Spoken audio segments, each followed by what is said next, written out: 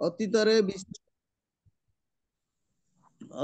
ବିଶିଷ୍ଟ ଅଧିକାରୀ ବା ମହାତ୍ମାଗଣ ଦୁଗ୍ଧ ଦୁଗ୍ଧଜାତ ପଦାର୍ଥ ଚିନି ଅନ୍ନ ଗହମ ଫଳ ଓ ଶାକସବ୍ଜି ଆଦି ଖାଦ୍ୟର ବ୍ୟବସ୍ଥା କରି ଯାଇଛନ୍ତି। ସେମାନେ ଏ ପ୍ରକାର ଖାଦ୍ୟର ବ୍ୟବସ୍ଥା କରିଛନ୍ତି ଯାହାକି ଆୟୁଷ ବୃଦ୍ଧି କରିବ ଏବଂ ସୁନ୍ଦର ସ୍ୱାସ୍ଥ୍ୟ ପ୍ରଦାନ କରିବ। ଯେଉଁମାନେ ସାତ୍ତ୍ୱିକ ଭାବାପନ୍ନ ଏ ଖାଦ୍ୟ ସେମାନଙ୍କର ଅତି ପ୍ରିୟ। ଭଜା ଶସ୍ୟ ଓ ଏବଂ ଗୁଡ଼ ପ୍ରଭୃତି କେତେକ ଖାଦ୍ୟ ପଦାର୍ଥ ଅଛି ଯାହାକି ସ୍ୱତନ୍ତ୍ର ଭାବେ ବିଶେଷ ସ୍ୱାଦୁକର ନ ହୋଇପାରେ, କିନ୍ତୁ ସେଗୁଡ଼ିକ ଦୁଗ୍ଧ ଏବଂ ଅନ୍ୟ ଖାଦ୍ୟ ପଦାର୍ଥ ସହ ମିଶ୍ରଣ କଲେ ଅତ୍ୟନ୍ତ ସ୍ୱାଦୁକର ହୁଏ। ସେତେବେଳେ ସେମାନେ ସତ୍ତ୍ୱ ଭାବାପନ୍ନ ହୋଇଯାଆନ୍ତି। ଏସବୁ ଖାଦ୍ୟ ଅତି ବିଶୁଦ୍ଧ।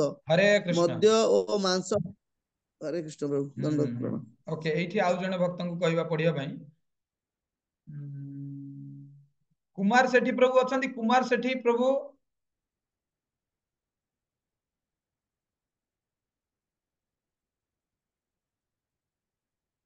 पढ़ंतु अच्छे पढ़ंतु पढ़ंतु।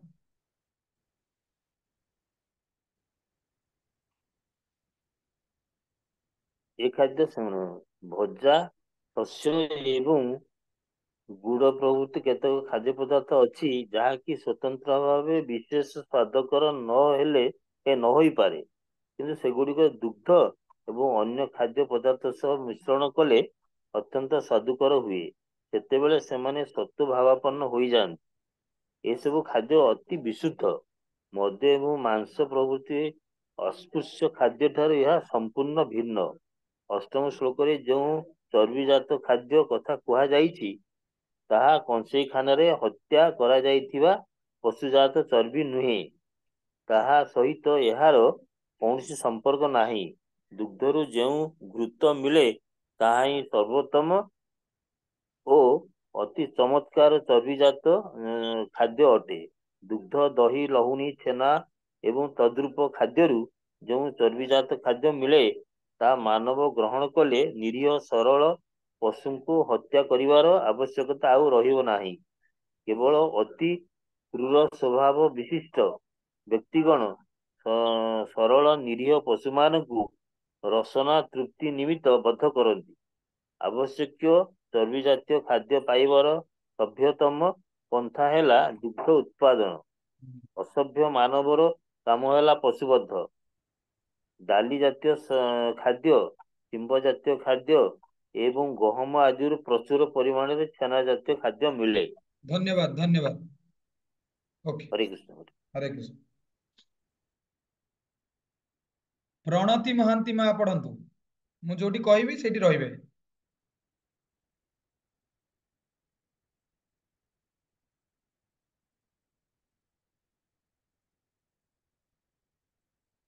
ओके से पढ़ी पारना। अनुपमा साहू माता जी। हरे कृष्ण हरे कृष्ण धन्यवाद।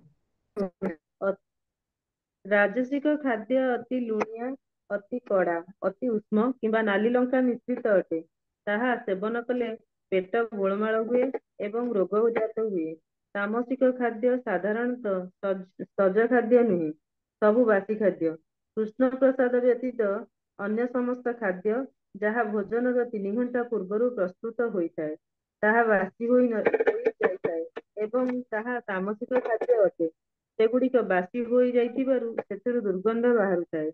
से खाद्य को साधारणतः तमगुणी लोके भल पाती, किंतु सत्वगुण विशिष्ट व्यक्तिगण ताहाକୁ घृणा करती। हरे कृष्ण उच्चिष्ट सेवन कर। हरे कृष्ण हरे कृष्ण। बस हरे बस। ओके आउ का को कहबा किए पढ़िबे। गायत्री नाहक माता जी पढ़ो।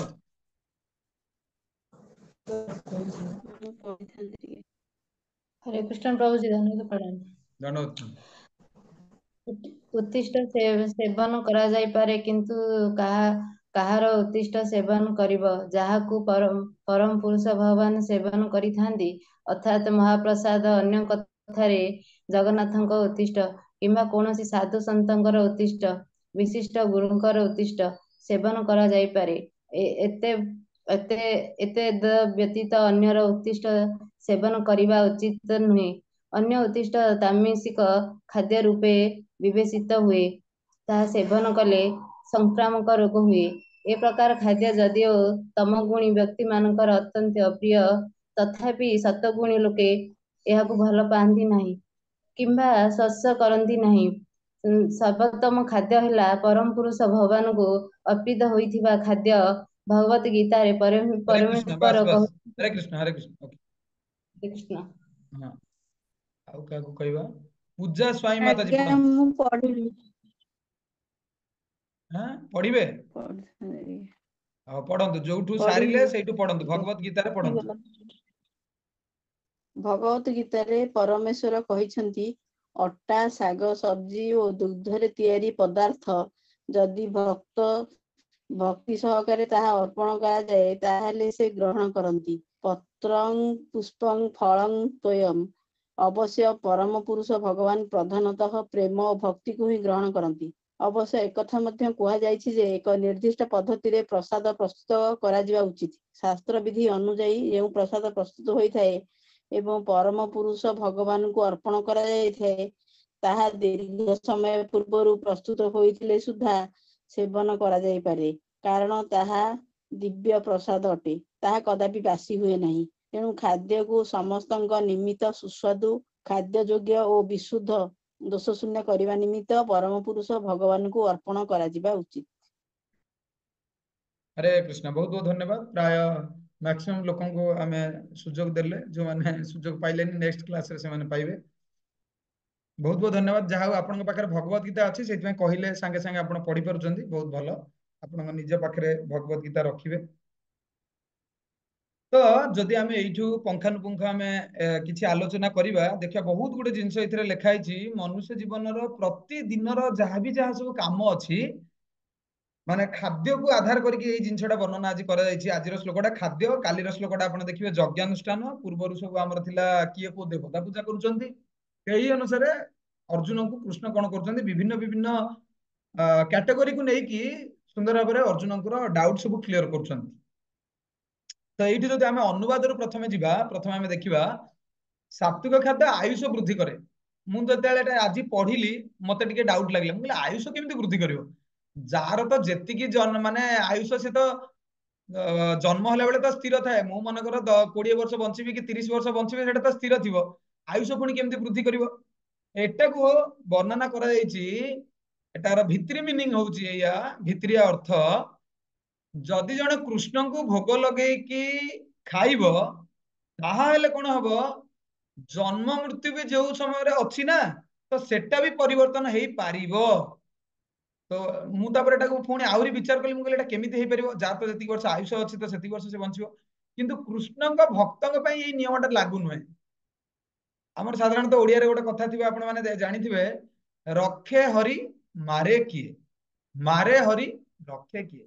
ତ ମାନେ ଯାହାବି ଆୟୁଷ ସ୍ଥିରକୃତ ହୋଇଥାଏ, ଯଦି ତାକୁ ଭଗବାନ ଚାହାନ୍ତି ନା ନା ଇଏ ମୋର ପ୍ରଚାର କାର୍ଯ୍ୟ କରୁଛି, ଭଗବାନଙ୍କର କଥା ପ୍ରଚାର କରୁଛି, ଆକ୍ଚୁଆଲି ପ୍ରଚାରକ ଭକ୍ତଙ୍କୁ ଭଗବାନ ସବୁଠୁ ବେଶୀ ଭଲ ପାଆନ୍ତି। ଶିଲ ପ୍ରଭୁପାଦଙ୍କର ଉଦାହରଣ ଆପଣ ଦେଖିପାରିବେ।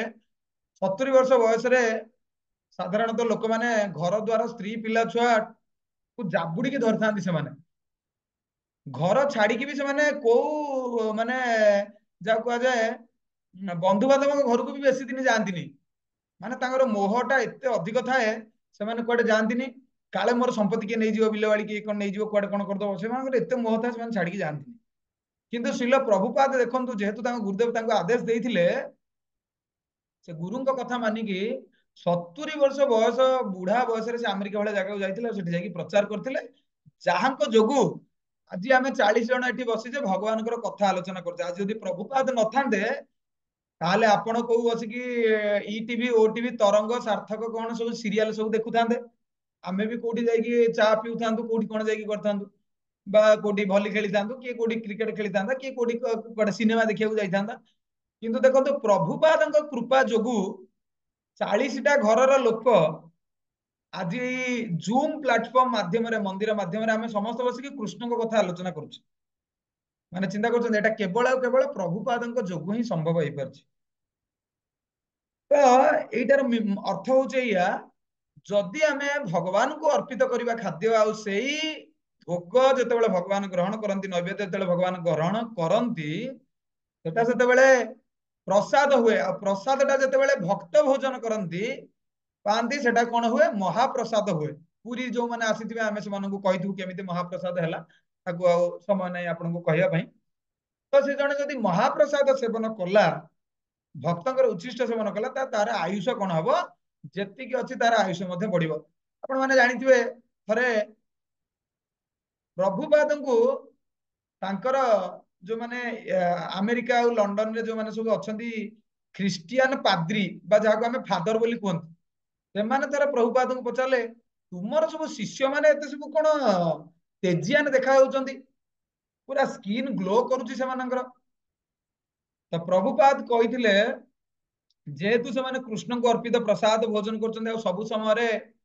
भगवान नाम कीर्तन कर हरे कृष्ण कृष्ण कृष्ण हरे हरे हरे राम राम राम हरे हरे तो से कौन करेतु सब समय से भगवान कथार भगवान प्रसार सब समय से व्यस्त रोचंती कौन करूनी ये बुढ़ापाटा स्पर्श कर शीघ्र देखिए मंदिर रे बहुत भक्त थिबे माने बयस हो जाइथिबो किंतु सेमानकर बयस आपण देखि जानि परिबेनी से भक्तंकर बयस केते हां तो एटा होची प्रसाद सब दिन आपण पाइले सेदिन कहै छै प्रसादे सर्व दुखानाम हानिर्जस्य पजायते जने जदि सब दिन भगवान को भोग अर्पण करके प्रसाद सेवन करिवो ना ता जीवन रो अन्य शत भाग दुख कोन हबो पळेबो अन्य शत भाग दुख ता जीवन रो पळेबो केवल जदि भगवान को भोग लगेला प्रसाद लगेला तो यही जिनस गुड़ा आप केमिति घरे करेंगे कौन करेंगे यही जिनसटा को जूम प्लाटफर्म माध्यम आम आपको देखई पारूनी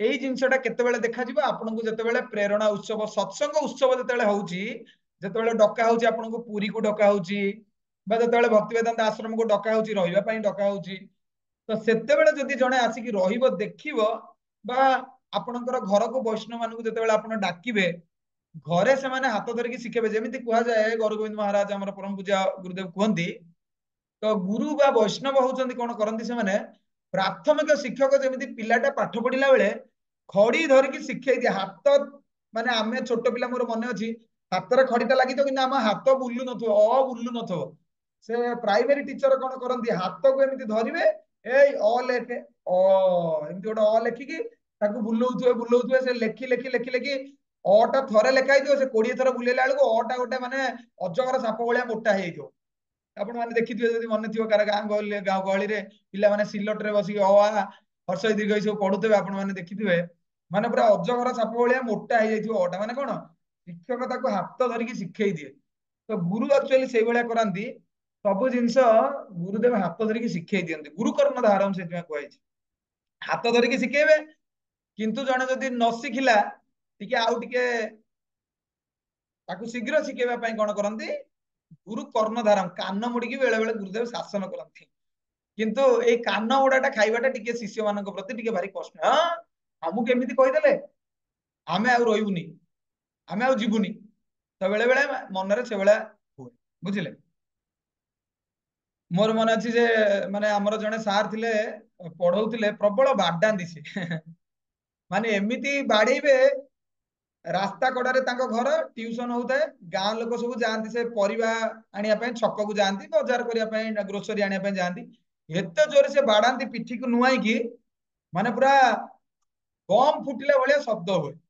तो तांकर गाँ लोक मैंने से सार ना देते बऊ सारे बम फुटे नहीं बम जमी फुटे ना से बम बऊ सार ना देते माने एते से बाड़ौले पिला किंतु देखो से सार बाड़ा बाड़ी करते बोली आम भली दुष्ट पिला भल जहाँ माने आम पाठ पढ़िलु 10 फास्ट क्लास पाइलु आम भविष्य में आम क्यारियर फास्ट क्लास है भविष्य शिक्षागत योग्यता भी जहाँ है एटा प्राथमिक लेवल जो माने गाँव में जो माने शिक्षक आमको बाड़े बाड़े आमको सब पाठ पढ़ाई बहुत श्रेय अच्छी बुझिले तो से कहीं कह जाए जे पर्यंत गुरुदेव शासन को जड़े स्वीकार न कर से शिष्य हो पार ना भौतिक कथा तो छाड़ू एटा तो पेट पाटणा आम शिक्षा लाभ करुचे भूली जाती प्राय समय आम भौतिक शिक्षक मानक भूली जाती कारण सी भी पैसा नहीं पाठ पढ़ाती आमर बाहागर पर बेदीमोह पोड़ा भाया ଆମର ସ୍କୁଲ କଲେଜରେ ପାଠ ପଢା ସରି ସାରିଲା ପରେ ସେ ସାର୍ କଣ କଲେ କଣ ନାହିଁ କେହି ତାକୁ କିଛି ପଚାରନ୍ତିନି, ସିଏ ତାଙ୍କ ବାଟରେ ଆମେ ଆମ ବାଟରେ, ଏଇଟା ସାଧାରଣତଃ ହୁଏ। କିନ୍ତୁ ଆଧ୍ୟାତ୍ମିକ ଗୁରୁ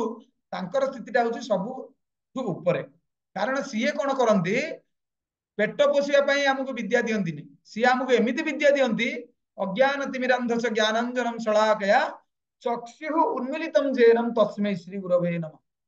ସିଏ ଆମକୁ କଣ କରନ୍ତି, କୋଟି କୋଟି ଜନ୍ମର ଆମର ଯୋଉ ଅଜ୍ଞାନତାର ଯୋଉ ପରଦା ଆମ ଆଖି ଆଗରେ ରହିଛି, ଆଖି ଥାଇକି ବି ଅନ୍ଧ ମଣିଷ ଦେଖି ପାରୁନାହିଁ, ଭବ ସାଗର ଭିତରେ ପଡି ଯାଇଛି, ତ ସେ ଭବ ସାଗରରୁ ଉଦ୍ଧାର କରନ୍ତି ସେଇ ହଉଛନ୍ତି ଗୁରୁଦେବ।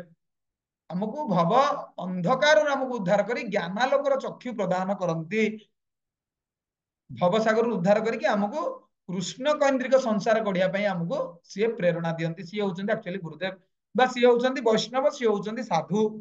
ସାଧୁ ହଉଛନ୍ତି ପର ଦୁଃଖେ ଦୁଃଖୀ, ଆମେ ଦେଖିଥିଲେ ପୂର୍ବରୁ ଗପ ମାଧ୍ୟମରେ ଆମେ ସବୁ ଶୁଣିଥିଲେ। ତ ଖାଦ୍ୟର ମାହାତ୍ମ୍ୟ ହଉଛି ଏଇଟା, ତ ବ୍ୟକ୍ତିର ସ୍ଥିତିକୁ ସେ ବିଶୁଦ୍ଧ କରେ, ଆଉ କଣ ହୁଏ, ବଳ ସ୍ୱାସ୍ଥ୍ୟ ସୁଖ ଏବଂ ସନ୍ତୋଷ ପ୍ରଦାନ କରେ। ଜଣେ ଯଦି ସାତ୍ବିକ ଖାଦ୍ୟ ବା ପ୍ରସାଦ ସେବନ କରିବ ତାହେଲେ କଣ ହବ, ତାର ମନ ଥଣ୍ଡା ରହିବ। ଦ୍ୱିତୀୟରେ କଣ ହୁଏ, ଏ ପ୍ରକାର ପୁଷ୍ଟିକର ଖାଦ୍ୟ ସୁମିଷ୍ଟ ରସଯୁକ୍ତ ସ୍ନିଗ୍ଧ ଏବଂ ସ୍ୱାଦୁକର ହୋଇଥାଏ। ତ ନିଶ୍ଚୟ ଏଟା ପାଟିକୁ ଭାରି ଭଲ ଲାଗିବ, ରସଯୁକ୍ତ ହବ, ସ୍ନିଗ୍ଧ ଏବଂ ସ୍ୱାଦୁକର ମଧ୍ୟ। କିନ୍ତୁ ଯେଉଁ ଖାଦ୍ୟ ଅତି ତୀକ୍ଷ୍ଣ, ଅତି ଖଟା, ଲୁଣିଆ, ଉତ୍କଟ ରାଗ, ଶୁଷ୍କ ଏବଂ ଅତି ଉଷ୍ମ ବା ତତଲା, ତାହା ରଜଗୁଣ ବିଶିଷ୍ଟ ବ୍ୟକ୍ତି ମାନଙ୍କର ଖାଦ୍ୟ। ବୁଝିଲେ, ମାନେ ଦେଖିବେ କିଛି କିଛି ଲୋକ ଖାଇବାକୁ ବସିବେ 8-10ଟା ଖଣ୍ଡେ କଞ୍ଚା ଲଙ୍କା ପାଖରେ ରଖିବେ, 8-10ଟା, ମାନେ ଚିନ୍ତା କରନ୍ତୁ, ମାନେ ଏଇଭଳିଆ ଲୋକମାନେ ହଉଛନ୍ତି କଣ, ରଜଗୁଣୀ ସ୍ୱଭାବର ଲୋକ। ଆଉ ଅତ୍ୟଧିକ ଲୁଣିଆ, ମାନେ ଲୁଣ ଠିକ ଠାକ ଥିବ, ସମସ୍ତେ କହୁଥିବେ ଠିକ ଅଛି ଲୁଣ, କିନ୍ତୁ ସିଏ ଆଉ 2 ଚାମଚ ପକେଇକି ଲୁଣ ପକେଇକି ଖାଇବେ। ଅତ୍ୟଧିକ ଲୁଣିଆ ଖାଇବା ଲୋକ କିଛି ଅଛନ୍ତି। ଅତ୍ୟଧିକ ଖଟା, ମାନେ ଯାହାକୁ କୁହାଯାଏ ବାସି ହେଇଯାଇଥିବ, 8-10 ଦିନର ପଖାଳ ଭାତ ଆମ୍ବିଳା ଫାମ୍ବିଳା ହେଇଯିବ, ତ ତାଙ୍କୁ ଏଟା ଭାରି ବଢିଆ ଲାଗିବ। ହାଣ୍ଡିଆ ଯୋଉ ଲୋକମାନେ ସବୁ ପିଉଛନ୍ତି, ମାନେ ଧନୀ ଲୋକମାନେ ପିଉଛନ୍ତି ଆରିଷ୍ଟ୍ରୋକ୍ରାଟ ଯୋଉମାନେ, ସେମାନେ ମଦ ପିଇଲେ, ମାନେ ଯାହାକୁ କୁହାଯାଏ ଆଲକୋହଲ ପିଇଲେ, ଆଉ ଯୋଉମାନେ ଟିକେ ଗରିବ ଶ୍ରେଣୀର ଲୋକ ସେମାନେ କଣ, ସେମାନେ ପିଇଲେ ହାଣ୍ଡିଆ, ହାଣ୍ଡିଆ ଆଉ କଣ ଭାଙ୍ଗ ଫାଙ୍ଗ ଏସବୁ ଜିନିଷ ତାର ସବୁ ଅଛି। ତ ଏମାନେ ହଉଛନ୍ତି ରଜଗୁଣ। ଏ ପ୍ରକାର ଖାଦ୍ୟ ଖାଇଲେ କଣ ହବ, ଦୁଃଖ ହିଁ ଦୁଃଖ ମିଳିବ, ଆଉ ଶୋକ ମିଳିବ, ଶୋକ ମାନେ କଷ୍ଟ, ରୋଗପ୍ରଦ ହବ, ନିହାତି ଶରୀର ଖରାପ ହବ ହିଁ ହବ ଏଥିରେ। ତାପରେ କୁହାଯାଉଛି ତମ ଗୁଣ, ଯେଉଁ ଖାଦ୍ୟ ଭୋଜନ 3 ଘଣ୍ଟା ପୂର୍ବରୁ ପ୍ରସ୍ତୁତ କରାଯାଇଥାଏ ତାହା ସ୍ୱାଦୁହୀନ, ବାସି ହେଇଯାଇଥାଏ ସେଟା, ଆଉ ସେଥିରେ ଉଚ୍ଛିଷ୍ଟ କାହିଁକି ନା ସେଥିରେ ମଶା ମାଛି କଣ ପୋକ ଜୋକ ସବୁ ପଡି ଯାଇଥିବେ, ସେଥିରେ ଦୁର୍ଗନ୍ଧମୟ ବି ହବ ବାସି ଜିନିଷ, ଏବଂ ଅପରିଷ୍କାର ସେଟା ହେଇଯିବ। ଏସବୁ ଜିନିଷକୁ କୁହାଯାଏ ତମ ଗୁଣ ବିଶିଷ୍ଟ ଲୋକ ଯୋଉମାନେ, ସେମାନଙ୍କୁ ଭାରି ଏଟା ଭଲ ଲାଗେ। ସାଧାରଣତଃ ଏଟାକୁ ଆପଣ ଭଗବତୀ ତାର ଫଟୋ ଦେଖିଥିବେ, ସେଥିରେ ଗୋଟେ ଫଟୋରେ ଗୋଟେ ଥିବ, ମାନେ କିଛି ଲୋକ ଅଛନ୍ତି, ମାନେ ସାଧାରଣତଃ ମାଂସ ଜାତୀୟ ଜିନିଷକୁ ସେମାନେ କଣ କରନ୍ତି, ରୋଷେଇ କରନ୍ତି ଆଉ ଫ୍ରିଜରେ ତାକୁ ରଖିଦିଅନ୍ତି। ତାକୁ ଫ୍ରିଜରେ ରୋଷେଇ କରିକି ରଖିଦିଅନ୍ତି, ତାକୁ ଡେଲି ଡେଲି ତାକୁ ବାହାର କରନ୍ତି, ତାକୁ କଣ କରନ୍ତି, ଗରମ କରନ୍ତି ଆଉ ତାକୁ ଖାଆନ୍ତି। ତ ଏଇଟା କରିବା ଦ୍ଵାରା କଣ ହୁଏ, ସେମାନେ ତମ ଗୁଣରେ ଏତେ ତଳକୁ ପଳାନ୍ତି, ମାନେ ଯାହାକୁ କୁହାଯାଏ ସତଗୁଣ ରଜଗୁଣ ତମ ଗୁଣ, ମାନେ ରାକ୍ଷସ ମାନଙ୍କର ଗୁଣ ଗୁଡା ତାଙ୍କ ଭିତରକୁ ସବୁ ଆସେ। ଏଇ ସବୁ ଖାଦ୍ୟ ଖାଇଲେ କଣ ହବ, ପ୍ରଥମ କଥା ହଉଛି ବୁଦ୍ଧି ପୁରା 0 ହେଇଯିବ, ଆଉ କାମ କ୍ରୋଧ ଲୋଭ ଏସବୁ ଜିନିଷ ଟା ପ୍ରବଳ ମାତ୍ରାରେ ହବ। ବୁଝିଲେ ନା, ଏଟା କାହାକୁ ଇଙ୍ଗିତ କରିକି କୁହା ହଉନାହିଁ, ମୁଁ ତ ଖୋଲା କଥା ମୁଁ କହିଦଉଛି। ଆମେ ବି ଯେତେବେଳେ 10 ବର୍ଷ ତଳେ ଭକ୍ତ ହେଇନଥିଲୁ, ଆମେ ବି ମଧ୍ୟ ଏଇଭଳିଆ ଲାଇନରେ ଆମେ ଥିଲୁ। ତେଣୁକରି ଯିଏ ବି ଅଛନ୍ତି ସେମାନେ ଭାବିବେନି ଏଟା ଆମକୁ କହୁଛନ୍ତି ଡାଇରେକ୍ଟଲି, ଆମେ ନୂଆ ଲୋକ, ଆମେ କ୍ଲାସରେ ଜଏନ କରୁଛୁ ଆମକୁ, ନା। ତ କିଛି ନାହିଁ, ଏଥିରେ ମଧ୍ୟ ବର୍ଣ୍ଣନା କରାଯାଇଛି, ଆମେ ଯଦି ଚାହିଁବା ଆମର ସ୍ଥିତିକୁ ପରିବର୍ତ୍ତନ କରିପାରିବା। ବୁଝିପାରିଲେ ନା ନାଇଁ? ତ ଏଇ ପରିପ୍ରେକ୍ଷୀରେ ମୁଁ ଆପଣଙ୍କୁ ଗୋଟେ ଛୋଟ ମାନେ ଗପଟେ ମୋର ମନେ ପଡୁଛି, ସେ ଗପଟେ ମୁଁ ଆପଣଙ୍କୁ କହୁଛି, ଆପଣ ମାନେ ଜାଣିପାରିବେ। ଯେମିତି ଆମର ଭଗବାନ ଅର୍ଜୁନଙ୍କୁ କହୁଛନ୍ତି ନା, ସର୍ବଧର୍ମାନ ପରିତ୍ୟଜ୍ୟ ମାମ ଏକଂ ଶରଣଂ ବ୍ରଜ ଅହଂ ତ୍ୱଂ ସର୍ବ ପାପେଭ୍ୟୋ ମୋକ୍ଷୟିଷ୍ୟାମି ମା ଶୁଚଃ। ତ ସାଧାରଣତଃ ଯୋଉମାନେ ମନେକର ଘରେ ଆମିଷ ଭକ୍ଷଣ କରୁଛନ୍ତି, ବାଧ୍ୟବାଧକତାରେ ଜାଣି ସାରିଲେଣି, ଗୀତା କ୍ଲାସରେ ବସିକି ଜାଣିଲେଣି ଆମିଷଟା ମଣିଷର ଖାଦ୍ୟ ନୁହେଁ, କିନ୍ତୁ ମନେକର ତା ଶାଶୁ ମା ମନେକର ତାକୁ କହିବ ବା ତା ସ୍ୱାମୀଙ୍କର ଭାରି ଟିକେ ଇଚ୍ଛା ଆମିଷ, ସବୁଦିନ ଟିକେ ନହେଲେ ହବନି। ତ ଏଇଭଳି ଲୋକ ଯୋଉମାନେ ଅଛନ୍ତି, ଆମେ ତ ପ୍ରଥମ କଥା ଭଗବାନଙ୍କୁ ପ୍ରାର୍ଥନା କରିବା, ଭଗବାନଙ୍କର ନାମ ଜପ ଅଧିକରୁ ଅଧିକ କରିବା, ତାଙ୍କ ପାଇଁ ଆମେ ପ୍ରାର୍ଥନା କଲେ ହୁଏତ ସେମାନେ ପରିବର୍ତ୍ତନ ହେବେ, ତାଙ୍କର ଆସୁରିକ ଗୁଣ ଗୁଡା ପରିବର୍ତ୍ତନ ହବ। ତ ଥରେ ଗୋଟେ ଚୋର ଥିଲା, ବୁଝିଲେ, ସେ ଚୋର କଣ କରୁଥିଲା, ମାନେ ମାନେ ତାଙ୍କ ରାଜ୍ୟର ସବୁଠୁ ବେଷ୍ଟ ଚୋର ମନେକର ଥିଲା। ବେଷ୍ଟ ଚୋର ତା ଉପାଧି ଦିଆଯିବନି, କିଏ ସବୁଠୁ ବେଷ୍ଟ ଚୋରି କରିଛ ମାନେ ଆସ 3 ଜଣଙ୍କୁ ଉପାଧି ଦିଆଯିବନି। ତ କିନ୍ତୁ ତାର ସୁନାମ ଥିଲା କି ସିଏ ମାନେ ଚୋର ବୋଲି, ତାର ଡାକୁ ବୋଲି ତାର ନାଁ ଥିଲା। ତ ସିଏ ଥରେ କଣ କଲା, ରାଜାଙ୍କର ଗୋଟେ ଅତି ମୂଲ୍ୟବାନ ଗୋଟେ ଟ୍ରଙ୍କ ଭିତରେ ତାଙ୍କର ସବୁ ଗହଣା ଗାଣ୍ଠି କାଗଜ ପତ୍ର ସବୁ ଥିଲା, ସିଏ କଣ କଲା, ସେଟାକୁ ଚୋରି କରିଦେ। ତ ଯେତେବେଳେ ଚୋରି କରିଦେଇଛି, ସିଏ ଚୋରି କରିଦେଇଛି, ଯାଇଛି କଣ କରିଛି, ଜଙ୍ଗଲକୁ ଯାଇଛି ହେରି, ଜଙ୍ଗଲକୁ ଯାଇକି ଲୁଚେଇ ଦେଇଛି, ଗୋଟେ ଗାତ କରିକି ଲୁଚେଇ ଦେଇଛି। ଆଉ ତାପରେ କିଛି ବାଟ ଯାଇଛି, କହିଛି ଆଜି ତ ରାତି ହେଇଯାଇଛି, ଗୋଟେ ଗାଁକୁ ଯାଉଛି, ସେଇଠି ଟିକେ ବସବାସ କରିବି, ତାପରେ କଣ କରିବି, ଆସିବି, ଆସିଲେ ସକାଳୁ ଉଠିକି ତାକୁ ଘରକୁ ଗାଁକୁ ନେବି ଆଉ। ତ ଏଇ ସମୟରେ ଯେତେବେଳେ ସେ ଚୋରି କରିକି ଆସିଛି, ସିପାହୀ ମାନେ ଦେଖିଦେଇଛନ୍ତି। ତ ସିପାହୀ ମାନେ ଯେତେବେଳେ ଦେଖିଦେଇଛନ୍ତି, ତାର ପାଦ ଚିହ୍ନକୁ ଫଲୋ କରି କରି କରି କରି କରି କରି ଯାଇଛନ୍ତି, ଯୋଉଆଡେ ତା ପାଦ ଚିହ୍ନ ପଡିଛି ସେଇ ଆଡେ ସେଆଡେ ସେଆଡେ ସିପାହୀ ମାନେ ଯାଇଛନ୍ତି। ତ ଯେତେବେଳେ ଯାଇଛନ୍ତି, ଏମିତି ଯାଉ ଯାଉ ଯାଉ ଯାଉ ଗାଁ ଭିତରେ ସେମାନେ ପ୍ରବେଶ କଲେ। ତ ଯେତେବେଳେ ସେମାନେ ଗାଁ ଭିତରେ ପ୍ରବେଶ କଲେ, ସେଠି କଣ ଚାଲିଥିଲା, ସତ୍ସଙ୍ଗ କାର୍ଯ୍ୟକ୍ରମ ଚାଲିଥିଲା। ତ ସେଠି ଜଣେ ସାଧୁ ଗୁରୁ ସେ କଣ କରୁଥିଲେ, ଏଇ ସତ୍ସଙ୍ଗ କରୁଥିଲେ, ଆଉ ସେ ଭଗବାନଙ୍କର ନାମ ମହିମା ବିଷୟରେ କହୁଥିଲେ। ତ ଭଗବାନ କେମିତି କଳି ଯୁଗରେ ଆସିଛନ୍ତି, ଭଗବାନଙ୍କର ନାମ ହଉଛି ସାର, କଳି କାଳେ କୃଷ୍ଣ ରୂପେ ସ୍ୱୟଂ ଅବତାର, ନାମ ହଇତେ ହୟ ସର୍ବ ଜଗତ ନିସ୍ତାର। ତ ଜଣେ ଯଦି କଳି ଯୁଗରେ ଭଗବାନଙ୍କର ନାମ ପ୍ରତିଦିନ ଜପ କରିବ, ମୋ ସହିତ ସମସ୍ତେ କୁହନ୍ତୁ, ହରେ କୃଷ୍ଣ କୃଷ୍ଣ କୃଷ୍ଣ ହରେ ହରେ, ହରେ ରାମ ରାମ ରାମ ହରେ ହରେ। ଜଣେ ଯଦି ଭଗବାନଙ୍କର ନିତ୍ୟ ନିରନ୍ତର ଏଇ ଭବସାଗର ତାରଣ ନୌକା ଭଗବାନଙ୍କର ନାମ ଜପ ଯଦି ଭଗବାନଙ୍କର ପ୍ରତିଦିନ କରିବ, ତାହେଲେ ସେ ଏଇ ଭବସାଗରକୁ ଅଚିରେ ପାର କରିପାରିବ। ଏଇ ସବୁ ଜିନିଷ ସେ କହୁଥିଲେ। ଆଉ ଶେଷରେ ଅତି ଗୁହ୍ୟତମ ଜିନିଷ କହିଲେ, କହିଲେ ଯୋଉ ଲୋକ ଶପଥ କରିବ, ମୁଁ ପ୍ରଭୁ ଯାହା ଭୁଲ କରିଦେଇଛି ଅତୀତରେ ମୁଁ କରିଦେଇଛି, ମତେ ଆପଣ କଣ କରନ୍ତୁ, କ୍ଷମା କରନ୍ତୁ, ମୁଁ ଆଜିଠୁ ଆପଣଙ୍କର ସମ୍ପୂର୍ଣ୍ଣ ଶରଣ ହେଲି, ଆଉ ପାପ କାମ କରିବି ନାହିଁ। ତ ଏଇଭଳି ଯିଏ ଭଗବାନଙ୍କୁ ପୁରା ନିଉଛାଳି ହେଇକି, ପୁରା ସମ୍ପୂର୍ଣ୍ଣ ଭାବରେ ସମର୍ପିତ ଆତ୍ମା ହେଇକି ଯଦି ଯିଏ ଗୁରୁଦେବଙ୍କ ନିକଟରେ ପ୍ରାର୍ଥନା କରେ, ଭଗବାନଙ୍କ ନିକଟରେ ପ୍ରାର୍ଥନା କରେ, ଭଗବାନ କଣ କରନ୍ତି, ତାକୁ କୋଳାଗ୍ରତ କରିଦିଅନ୍ତି, ନା ନା ନା ନା ଠିକ ଅଛି, ଆଜିଠୁ ଆଉ ତୋର ସବୁ ପାପ ନଷ୍ଟ, ଏ ତମର ସମ୍ପୂର୍ଣ୍ଣ ଶରଣକୁ ପଳେଇଲା ନା। ଭଗବାନ ହଉଛନ୍ତି ଭକ୍ତ ବତ୍ସଳ। ଜଣେ ଯଦି ଭକ୍ତ ସମ୍ପୂର୍ଣ୍ଣ ଭାବରେ ଶରଣାପନ୍ନ ହେଇଯାଏ ଭଗବାନଙ୍କର, ତାହେଲେ ଭଗବାନ କଣ କରନ୍ତି, ତାକୁ ଆଉ ଶତ୍ରୁ ରୂପରେ ଦେଖନ୍ତିନି। ଆପଣ ରାମାୟଣରେ ବିଭୀଷଣ ଚରିତ ଆପଣ ଶୁଣିଥିବେ, ହେଲେ ବିଭୀଷଣ ଯୁଦ୍ଧ ହବାକୁ ଅଛି, ଯେତେବେଳେ ବିଭୀଷଣ ରାମଙ୍କର ପକ୍ଷ ଆସିଲେ, ରାମଙ୍କ ପକ୍ଷରେ ଆସିକି ଶରଣ ହେଲେ, ସମସ୍ତେ କହିଲେ, ଜାମ୍ବବାନ ଭଗବାନ ଆସି କହିଲେ, କହିଲେ ପ୍ରଭୁ ଇଏ ଗୁଇନ୍ଦାଗିରି କରିବାକୁ ଏଠି ଆସିଛି, ଆପଣ ସାବଧାନ ହୁଅନ୍ତୁ, ଆମେ ତାକୁ ସେନାରେ ମିଶେଇବାନି, ଯାଇକି କହିଦବ ରାବଣକୁ। ତ ପ୍ରଭୁ ରାମଚନ୍ଦ୍ର ତ ଭକ୍ତ ବତ୍ସଳ, ସର୍ବ ଅନ୍ତର୍ଯ୍ୟାମୀ, ସକଳ ଘଟରେ କଣ ସେ ତ ସବୁ ଜାଣିଛନ୍ତି। ସିଏ କହିଲେ ନା ନା ନା ନା ନା, ମୋ ପାଖକୁ ଯିଏ ଶରଣ ନେଇଯାଏ, ମୁଁ ଆଉ ତାର ପୂର୍ବ ଜନ୍ମର ଦୋଷ ଆଉ କିଛି ଦେଖେ ନାହିଁ, ତାର ନୂତନ ଜନ୍ମ ହେଇଯାଏ, ପୁନର୍ଜନ୍ମ ତାର ହେଇଯାଏ। ତ ତମକୁ ସମସ୍ତଙ୍କୁ ଅନୁରୋଧ କରୁଛି, ତୁମେ ତାକୁ ଅସୁର ଭଳିଆ ଆଉ କେହି ତାକୁ ଦେଖିବନି, କି ତାର ପୂର୍ବର ସବୁ ଖରାପ କର୍ମ କେବେ କୌଣସି ଜାଗାରେ କଣ କରିବନି, ଆଲୋଚନା ପର୍ଯ୍ୟାଲୋଚନା କରିବ ନାହିଁ, ସେ ଭକ୍ତ ହେଇଯାଇଛି ଏବେ। ତ ସେଇଭଳି ସେ ଚୋରଟି କଣ କରୁଥିଲା, ସେଇଠି ଶୁଣିଲା, ଯେତେବେଳେ ଶୁଣିଲା ସେ ସାଙ୍ଗେ ସାଙ୍ଗେ ଭଗବାନ ପ୍ରାର୍ଥନା କଲେ, ପ୍ରଭୁ ଆଉ ଚୋରି କାମ କରିବି ନାହିଁ, ଆଜିଠୁ ଭଗବାନଙ୍କର ନାମ କୀର୍ତ୍ତନ କରିବି, ଡେଲି ଭଗବାନଙ୍କ ନାମ ଜପ କରିବି, ହରେ କୃଷ୍ଣ କୃଷ୍ଣ କୃଷ୍ଣ ହରେ ହରେ, ହରେ ରାମ ରାମ ରାମ ହରେ ହରେ, ଭଗବାନ ନାମ ଜପ କରିବି। ତ ଏଇଭଳି ପ୍ରବଚନ ସରିଲା, ସରି ସାରିଲା ପରେ ସିପାହୀ ମାନେ ବସିଥାନ୍ତି ଜଗିକି, କେତେବେଳେ ଏଇ ପାଦ ଚିହ୍ନଟା ପଡିବ। ତ ସବୁ ଲୋକ ଗଲେ, ଯେତେବେଳେ ଶେଷ ବେଳକୁ ଏଇ ଲୋକଟି ଆସିଲା, ଚୋରଟି, ସାଙ୍ଗେ ସାଙ୍ଗେ ସିପାହୀ ମାନେ କଣ କଲେ, ତାକୁ ଧରିଦେଲେ। ଏଇରେ ଧରା ପଡିଛି, ଯାଉଛୁ କୁଆଡେ ଖସିକି, ଏଠି ମିଛୁନାରେ ଆସିକି ଚୋରି କରିଛୁ, ଏଠି ଆସି ସାଧୁଗିରି ଦେଖେଇକି ପ୍ରବଚନ ଶୁଣୁଛୁ, ଏଠି ଚାଲ ଚାଲ ରାଜାଙ୍କ ପାଖକୁ ଚାଲ। ତାପରେ ସେ ରାଜାଙ୍କ ପାଖକୁ ଗଲା। ତ ରାଜା ଯେତେବେଳେ ତାକୁ ଦେଖିଲେ, କିରେ ତୁ ଚୋରି କରିଛୁ ମୋ ମହଲରୁ? ସେ ପୁରା ରୋକଠୋକ ମନା କଲା, କହିଲା ନା ମଣିମା, ମୁଁ ଜମା ଚୋରି କରି ନାହିଁ। ସମ୍ପୂର୍ଣ୍ଣ ଆଶ୍ଚର୍ଯ୍ୟ, ଆରେ ଏ ଲୋକ ଚୋରି କରିଥିଲା, 5 ଦିନ ପଡି ପଡି ଖୋଜି ଖୋଜି ଆମେ ତାକୁ ଯାଇଛୁ ଚୋରି କରିଛୁ ବୋଲି, କଣ ମନା କରୁଛି ଚୋରି କରିନି? ରାଜା କହିଲେ ହଉ ଠିକ ଅଛି, ପରୀକ୍ଷା କରାଯିବ। କାରଣ ଆଗରୁ ଲୋକ ସତ୍ୟ, ଯିଏ ମିଛ କଥା କହୁଥିଲା, ପରୀକ୍ଷା କିଛି ଜିନିଷ ହଉଥିଲା, ଜଣା ପଡି ଯାଉଥିଲା ମିଛ କହିଛି ନା ସତ କହିଛି। ତ ରାଜା କଣ କଲେ, ତାର ଦିଟା ହାତରେ ଦିଟା ଓସ୍ତର ପତ୍ର ରଖିଲେ, ଓସ୍ତ ଗଛର ପତ୍ର ଦିଟା ରଖିଲେ, ଆଉ ଗୋଟେ ତତଲା ଲୁହାକୁ କଣ କଲେ, ତା ହାତରେ ଏମିତି ରଖିଲେ।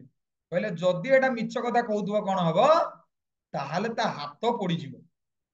ତ ସିଏ ହାତରେ ଏମିତି ରଖିଲା, କିଛି କ୍ଷଣ ଗଲା, 30 ସେକେଣ୍ଡ ଗଲା, 40 ସେକେଣ୍ଡ ଗଲା, 1 ମିନିଟ ଗଲା, 2 ମିନିଟ ଗଲା, 5 ମିନିଟ ଗଲା, ତଥାପି ତତଲା ଲୁହା, ଲାଲ ଟହ ଟହ ଲୁହା ହାତରେ ଧରି ତଥାପି ତାର କିଛି ହଉନି।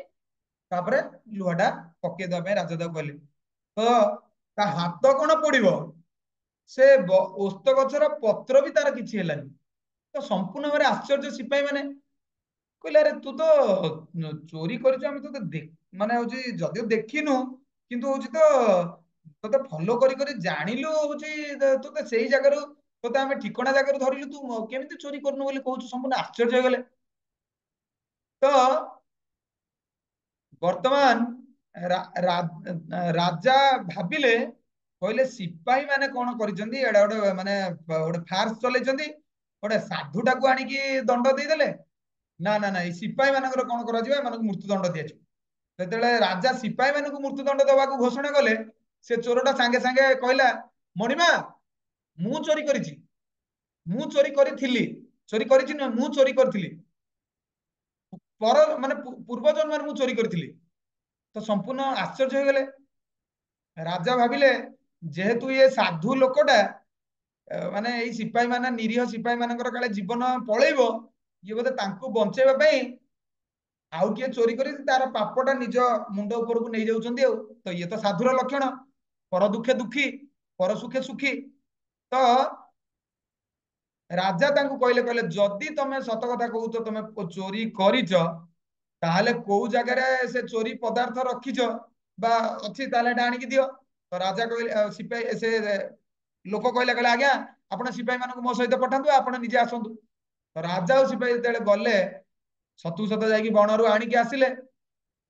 ବଣରୁ ଯେତେବେଳେ ଆଣିକି ଆସିଲେ, ସେଇଠି ସମ୍ପୂର୍ଣ୍ଣ ଭାବରେ ରାଜା ଆଶ୍ଚର୍ଯ୍ୟ ହେଇଗଲେ। କହିଲେ ଆରେ ଏ ଲୋକକୁ ମୁଁ ବୁଝିପାରୁନି, କହୁଛି ମୁଁ ପୂର୍ବରୁ କହୁଥିଲି ମୁଁ ଚୋରି କରିନି ବୋଲି କହିଲେ, ଆମେ ତାକୁ ପରୀକ୍ଷା କଲେ ସତ ସତ ଚୋରି କରିନାହିଁ, ଏବେ କହୁଛି ଚୋରି କରିଛି। ତ କଣ ଆର ରହସ୍ୟ କଣ, ଆପଣ ଦୟାକରି ଆପଣ କୁହନ୍ତୁ। ରାଜା ବି ଲାଷ୍ଟକୁ ତାକୁ ହାତ ଯୋଡି କହିଲେ, କହିଲେ ଆପଣ କିଏ, କଣ, ଆମେ କିଛି ବୁଝିପାରୁନୁ, ଆପଣ ଏଟା କୁହନ୍ତୁ।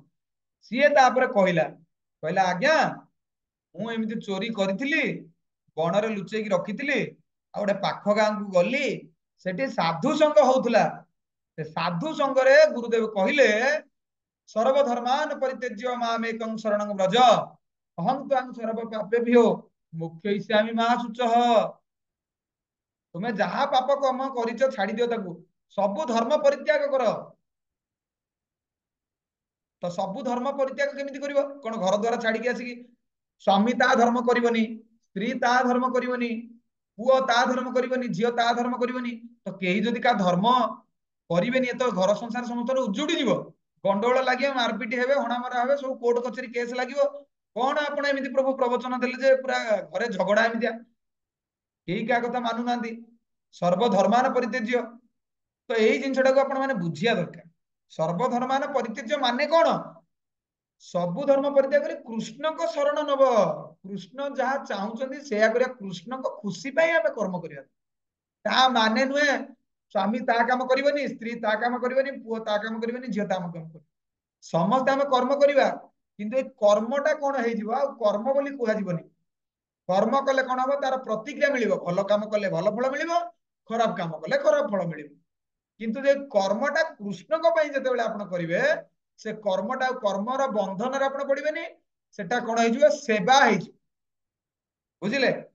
ତ ସେଇ ଆପଣ ବ୍ୟାଙ୍କରେ ଚାକିରି କରୁଛନ୍ତି, ବା କୋଉ କମ୍ପାନୀରେ ଚାକିରି କରୁଛନ୍ତି, ବା କିଏ ଗୋଟେ ସ୍କୁଲ କଲେଜରେ ଟିଚର ଅଛି, ପ୍ରଫେସର ଅଛି, ବା କିଏ ଗାଡି ଚଲାଉଛି, ବା କିଏ ବିଜନେସ କରୁଛି, ए सब बिजनेस करिवे जहां भी धन उपाय रे आपण माने करिवे व्यवस्था किंतु जदि एटा कृष्ण को पई करूचंती मूल कारण जदि कृष्ण ताहाले आपणकर आउ कोनोसी कर्म बंधनर प्रतिक्रिया रहिबो नाही किंतु जदि कृष्ण को प्रीत्यार्थ आमे कर्म करू नाहे ताहाले निश्चय आमे कर्म बंधन रे पड़िबा बुझिले ना नहीं तो एईटा को हमकु गुरुतर सहित हमकु बुझिबाकू पड़िबो बुझिले तो जेतेबेले से कहिला एई भली से चोरटी एई भली कहिला आनिकी देखै भी देला कोडी चोरी करथिबा जिंस भी पाइले तो राजा तांको पचारिले कहले यार अर्थ कौन कहला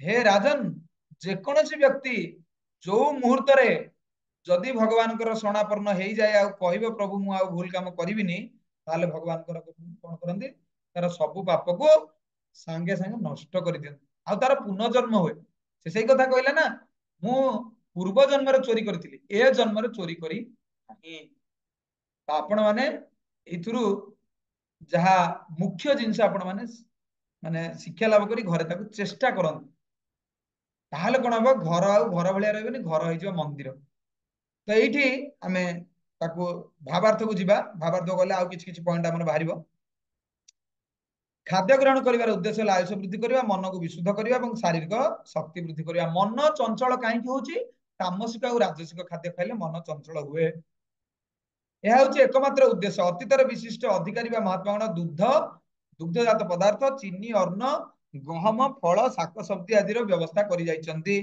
सेमाने ए प्रकार खाद्यर व्यवस्था करि जाइछन्ती जहा कि आयुष वृद्धि करिवो सुंदर स्वास्थ्य प्रदान करिवो जे माने सात्विक भावपन्न ए खाद्य सेमानकर अति प्रिय भजा शस्य बा गुड़ प्रभृति केतक खाद्य पदार्थ अच्छी जहाँकि स्वतंत्र भाव विशेष स्वादुकर हो न पारे किंतु सेगुड़िक दुग्ध अन्य खाद्य पदार्थ सहित मिश्रण कले अत्यंत स्वादुकर हुए माने एइथरो गोटे कथा मोर मन पड़िला मु लिखिथिली हॉर्लिक्स कंपनी आपण माने देखिबे ए कंपनी आज कोटीपति हेइ गलानी बुझिले ना तो सीए कोन कुहे देखिबे ता एडवर्टाइज गुडा देखिबे कहबे क्षीर सहित आपण पीबे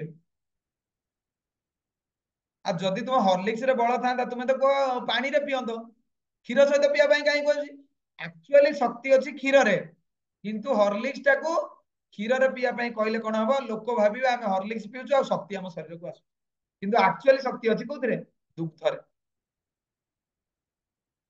तो सेदिमे कहै जे आमे मनकर मांडिया खाउचे छतुआ खाउचे बा जहा किछि मनकर आमे खाउचे तो याकू जदि क्षीर सहित मिसै कि खाइबा गुड़ सहित मिसै खाइबा ताले कोन हबो अत्यंत स्वादुकर होई जाए तो सेतेबेले से माने सत्व भावपन्न होई जानती ए सब खाद्य अति विशुद्ध किंतु किछि लोक जो माने ए सब खाद्य ग्रहण करंतीनी से माने कोन खांती मद्य मांस प्रभृति अस्पृश्य खाद्य ठारू यह संपूर्ण भिन्न अष्टम श्लोक रे जे चर्बीजात खाद्य कुआ जाईछि ता कंसेई खाना रे हत्या करा जाता पशुदात चर्बी नुहे जो श्लोकटा एठी लेखा आइछि कोन लेखा आइछि स्निग्धा बुझिले अष्टम श्लोक रे लेखा है ना रस्या स्निग्धा स्थिरा हृदया स्निग्धा माने कोन चर्बी साधारणतः जो चिकन मटन जो चर्बी से चर्बी कथा एठी रे वर्णना करा जाई नाही ताहा सहित यार कोनोसी संपर्क नाही दुग्धरु जे घी मिले बा घृत मिले ताहा ही सर्वोत्तम एवं अति चमत्कार चर्बी जात अटे सेम जिंस प्रभुपाद कहंती तुमे गोटे गाय को काई मारुछ सेही गाय रो रक्त रु क्षीर ही सृष्टि होउची आ सेही गाय रो रक्त रु मांस मध्य सृष्टि होउची तो तुमे जदि गोटे गाय को मारी के खाइ दोछ बा गोटे निरीह जीव को हत्या करी खाइ दोछ ताहाले कोन हबो ताहाले तो से तो क्षीर प्रस्तुत ही करि परिबोनी तुमे ताको संपूर्ण मारी के ही खाइ देल किंतु तुमे जदि तार क्षीर खाइबो ताहाले कोन क्षीर रे भी घी अछि चर्बी जातीय जिंस अछि छेना जातीय जिंस अछि ताहाले आमे कोन करि परिबा आमे भी मते से शक्ति पाई पारिबा आउ सबुठ बड़ जिंस होला गाय सिला बंची की रहिले सेतरु क्षीर बाहरिबो तो आमको कौन करिया पड़िबो एई जिंसटा तत्वतः बुझिबा पड़िबो साधारणतः केतक आसुरिक स्वभावर डाक्टर अछंती जो माने कहंती जदि मांस खाइबनी माछ खाइबनी एनिमल प्रोटीन मिलिबनी एनिमल भितरे माछ भितरे जो प्रोटीन अछि से माने कहंती ना चुना माछ खाइले आखि को भलो देखा जिवो ताले जो निजे डाक्टर होउचंती से माने आखि को के देखाउनी चश्मा लगाउचंती डायरेक्ट आपण ता बोचरी परबे सर आपण तो डाक्टर चुना माछ खाते 70-80 वर्ष पर्यंत आपण तो चश्मा पिंधते आपण कहीं चश्मा पिंधुଛନ୍ତି बुझिले ना नहीं এইଟା ହଉଛି ମୁଖ୍ୟ ଜିନିଷ। ଦୁଗ୍ଧ ଦହି ଲହୁଣୀ ଛେନା ଏବଂ ତଦୁହ ଖାଦ୍ୟରୁ ଯେଉଁ ଚର୍ବିଜାତ ଖାଦ୍ୟ ମିଳେ ତାହା ମାନବ ଗ୍ରହଣ କଲେ ନିରୀହ ସରଳ ପଶୁକୁ ହତ୍ୟା କରିବାର ଆବଶ୍ୟକତା ରହିବ ନାହିଁ। ଯୋଉ କଂସେଇ ଖାନା ଅଛି ତ ଏଇଟା ସବୁ କଣ ହେଇଯିବ ଧୀରେ ଧୀରେ ଧୀରେ ଧୀରେ ବନ୍ଦ ହେଇଯିବ। ଆଗରୁ ଏତେ ନଥିଲା କିନ୍ତୁ କଳିଯୁଗର ପ୍ରାଦୁର୍ଭାବରେ ଧୀରେ ଧୀରେ ଧୀରେ ଧୀରେ ଧୀରେ ଧୀରେ ଗାଁରେ ଦେଖନ୍ତୁ କେତେ ଚିକେନ ସେଣ୍ଟର କେତେ ମଟନ ସେଣ୍ଟର ଏବେ ଧୀରେ ଧୀରେ ଧୀରେ ଧୀରେ ସବୁ ବଢିଗଲାଣି। ଆସୁଲ ସ୍ୱଭାବ ଲୋକମାନଙ୍କ ଧୀରେ ଧୀରେ ବଢୁଛି କଳିଯୁଗରେ। ମଦ ଦୋକାନ ଆଗରୁ ଦେଖନ୍ତୁ ମିଳୁନଥିଲା, ଏବେ ମଦଟା ପୁରା ଗାଁ ଗହଳିରେ ସବୁ ଜାଗାରେ ମିଳିଲାଣି, ପାଣି ଭଳିଆ ଯାହାକୁ କୁହାଯାଏ ମିଳିଲାଣି। କେବଳ ଅତି କ୍ରୂର ସ୍ୱଭାବ ବିଶିଷ୍ଟ ବ୍ୟକ୍ତିଗଣ ସରଳ ନିରୀହ ପଶୁମାନଙ୍କୁ ରସନା ତୃପ୍ତି ବା ଜିଭର ଗୋଟେ ସ୍ୱାଦ ପାଇବା ପାଇଁ ସେମାନେ କଣ କରନ୍ତି ତାଙ୍କର ଗଳା କାଟନ୍ତି। ଆବଶ୍ୟକ ଚର୍ବିଜାତୀୟ ଖାଦ୍ୟ ପାଇବାର ସଭ୍ୟତମ ପନ୍ଥା ହେଲା ଦୁଗ୍ଧ ଉତ୍ପାଦନ। ଯେତେ ଆମେ ଚେଷ୍ଟା କରିବା କଣ ଅଧିକରୁ ଅଧିକ ଦୁଗ୍ଧ ଉତ୍ପାଦନ ହଉ, ବୁଝିଲେ ନା? ତ ଯେତେ ଅଧିକରୁ ଅଧିକ ଦୁଗ୍ଧ ଉତ୍ପାଦନ ହବ ଏସବୁ ଜିନିଷ ଗୁଡା ଧୀରେ ଧୀରେ ଧୀରେ ଧୀରେ ବନ୍ଦ ହେଇଯିବ। କାରଣ ଦେଖନ୍ତୁ ଯେତେ ମନେକର ଆମେ ସାଧା ମନେକର ଖାଇବା, ଇସ୍କନରେ ତ ଆମିଷ ନାହିଁ, ଯେତେ ମନେକର ଇସ୍କନର ଭକ୍ତ ବଢିବେ, ସନାତନ ଧର୍ମର ଲୋକ ବଢିବେ, ତ ଅନ୍ତତଃ ପକ୍ଷେ ଯୋଉମାନେ ଆମେ ଆଜି କ୍ଲାସ କରୁଛେ ତ ଭବିଷ୍ୟତରେ ସେମାନେ ଯଦି ଶୁଦ୍ଧ ଶାକାହାରୀ ହେଇଯିବେ, ତାଙ୍କ ଯୋଗୁ ଯୋଉ କଂସେଇ ଖାନାରେ ଯୋଉ ହଣା ହଉଥିଲା, ଯୋଉ ଜୀବ ମାନେ ନିରୀହ ଜୀବ ମାନଙ୍କର ଜୀବନ ଯାଉଥିଲା, ସେମାନଙ୍କର ଜୀବନ ତ ଅନ୍ତତଃ ପକ୍ଷେ ବନ୍ଦ ହେଇଗଲା ନା।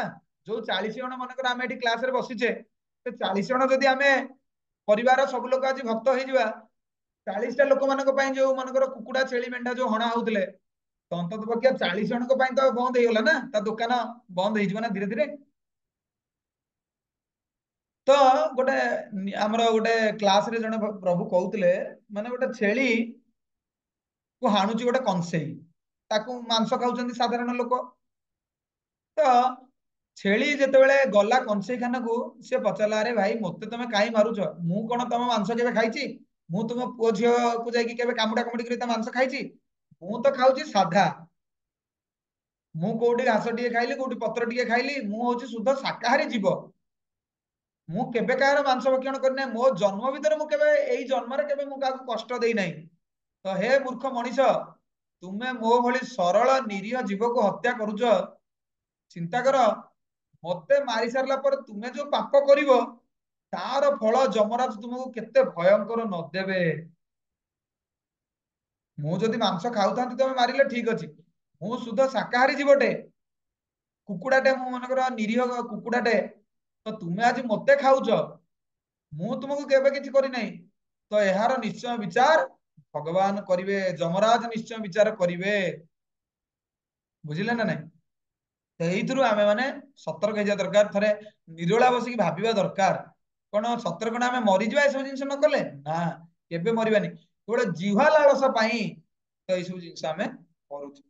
ତ ଯେ ପର୍ଯ୍ୟନ୍ତ ଜିହ୍ୱାରେ ଆପଣ ଭଗବାନଙ୍କର ନାମ ନ ନେବେ, ସାଧୁ ସଙ୍ଗ କରିବେନି, ତ ଏଟା ଜାଣିକି ବି ଆପଣଙ୍କର କଣ ହବନି, ଦୟା ଆପଣଙ୍କ ଭିତରେ ଆସିବନି। ହଁ ସମସ୍ତେ ଖାଉଛନ୍ତି, ମୁଁ ଖାଇଲେ କଣ ବାଜିଗଲା, ହଁ ମୁଁ ଯଦି ନ ଖାଇବି ତାହେଲେ କଣ ତା ହଉଛି ଦୋକାନ ବନ୍ଦ ହେଇଯିବ? ଆଉ କିଛି ଲୋକ ଭାବନ୍ତି ଯଦି ଆମେ ମାଛ ମାଂସ ନ ଖାଇବୁ, ତାହେଲେ ଯୋଉ କେଉଟ ଆଉ ମନେକର ଯୋଉ ଲୋକ ଚିକେନ ଦୋକାନ ଦେଇଛି, ତା ପରିବାର କେମିତି ଚଳିବ, ତା ସ୍ତ୍ରୀ ପିଲା ଛୁଆ କେମିତି ଚଳିବେ? ମାନେ ସେମାନେ ଭାବନ୍ତି ମଦ ଆମେ ନ ପିଇଲେ ସେ ଲୋକଟା ତାର ପରିବାର କେମିତି ବଞ୍ଚିବ, ସେ ସୁଇସାଇଡ କରିଦବ ନିଶ୍ଚୟ। ସେଇଭଳି ଆମର ଦୟାଟା ଏତେ ବଢିଯାଏ, ମାନେ ପଶୁ ହତ୍ୟା କଲେ ଆମକୁ ଆନନ୍ଦ ମିଳେ, ଆମେ ଜାଣିପାରୁ।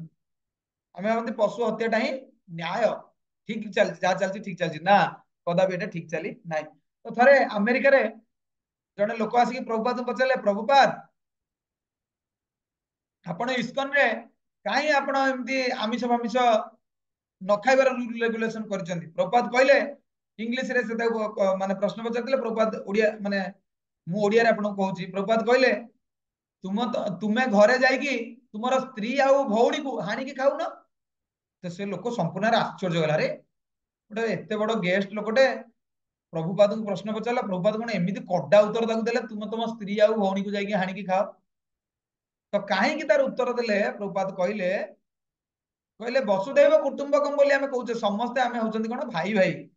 ତ ତୁମେ ଯୋଉ ନିରୀହ ଜୀବର ଆଜି ତୁମେ ଜୀବନ ନଉଛ, ସିଏ କଣ ତୁମର ଭାଇ ନୁହେଁ? ସିଏ ତୁମର ଭଉଣୀ ନୁହେଁ? ତୁମେ ତାର କେମିତି ଜୀବନ ନେଇଯାଉଛ?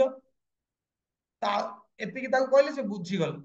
କିନ୍ତୁ ଆମ ଓଡିଆ ଲୋକ, ହିନ୍ଦୁ ଲୋକ, ସିଏ ଆଉ ଟିକେ ଏକ୍ସଟ୍ରା ପ୍ରୋଷ୍ଟିନିଆ ମାନେ ସେମାନେ ଆଉ ଟିକେ ଚାଲାକ ନା, ଓଡିଆରୁ କହିଲେ ଗଜା, ଓଡିଆରୁ କହିଲେ ଗଜା।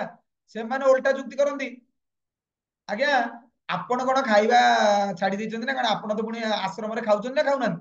ଆପଣ ଯୋଉ ଧାନ କାଟୁଛନ୍ତି, ଆପଣ ଯୋଉ ବାଇଗଣ ଗଛରୁ ବାଇଗଣ ତୋଳୁଛନ୍ତି, ଗାଈର କ୍ଷୀର ଦୁହୁଁଛନ୍ତି, ଏଟା କଣ ଆପଣ ପାପ କରୁନାହାନ୍ତି? ତ ଏଇଟାର କଣ ଉତ୍ତର ଦିଆଯିବ? ଏଇଟାର ମଧ୍ୟ ଉତ୍ତର ଦିଆଯିବ ଏଇଆ, ଆମେ ଧାନ ମନେକର କାଟୁଛୁ, ପ୍ରଥମ କଥା ଧାନ ତ ଗଛ କଞ୍ଚ ଥିଲା ବେଳେ ବା ଧାନ ଥୋଡ ହେଇନଥିଲା ବେଳେ, ଧାନ ନ ହେଇଥିଲା ବେଳେ କଣ ଆମେ କାଟୁଛୁ କି?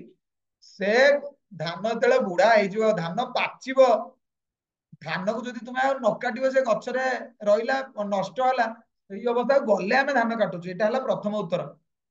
ଦ୍ୱିତୀୟତଃ ବାଇଗଣ, ବାଇଗଣଟା ଆମେ ଗଛରୁ ମନେକର ତୋଳୁଛୁ, କଣ ବାଇଗଣର ମୂଳକୁ ହାଣିକି ହଉଛି ବାଇଗଣ ତୋଳିବା ପାଇଁ ମୂଳଟାକୁ ହାଣି ଦଉଛୁ ନା କଣ?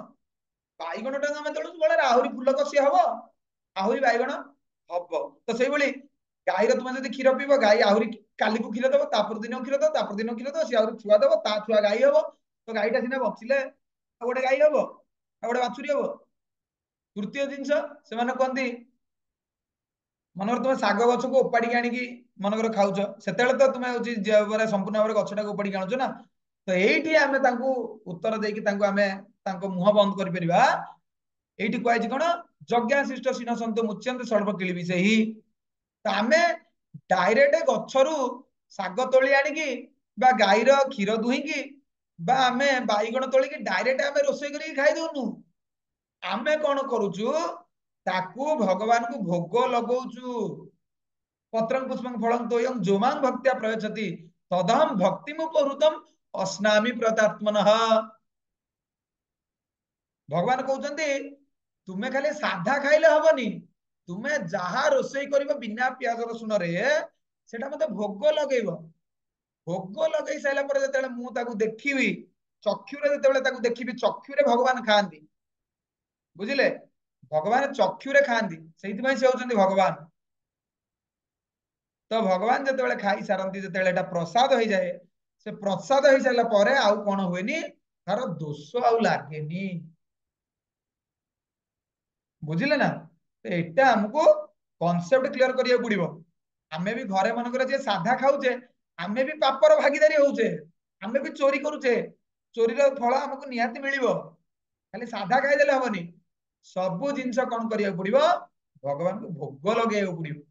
ଏଇ ଭୋଗ ଲଗେଇବେ କେମିତି, କଣ ମନ୍ତ୍ର ପଢିବେ, କୋଉଠି ମାନେ ଭୋଗଟା କେମିତି ଲାଗିବ, କଣ କରାଯିବ, ତ ଏସବୁ ଜିନିଷ ଜାଣିବାକୁ ହେଲେ ଆପଣଙ୍କୁ ଆଶ୍ରମକୁ ଆସିବାକୁ ପଡିବ। ଆଶ୍ରମରେ ଦିନେ ଦି ଦିନ ରହିବାକୁ ପଡିବ, 3 ଦିନ ରହିବାକୁ ପଡିବ।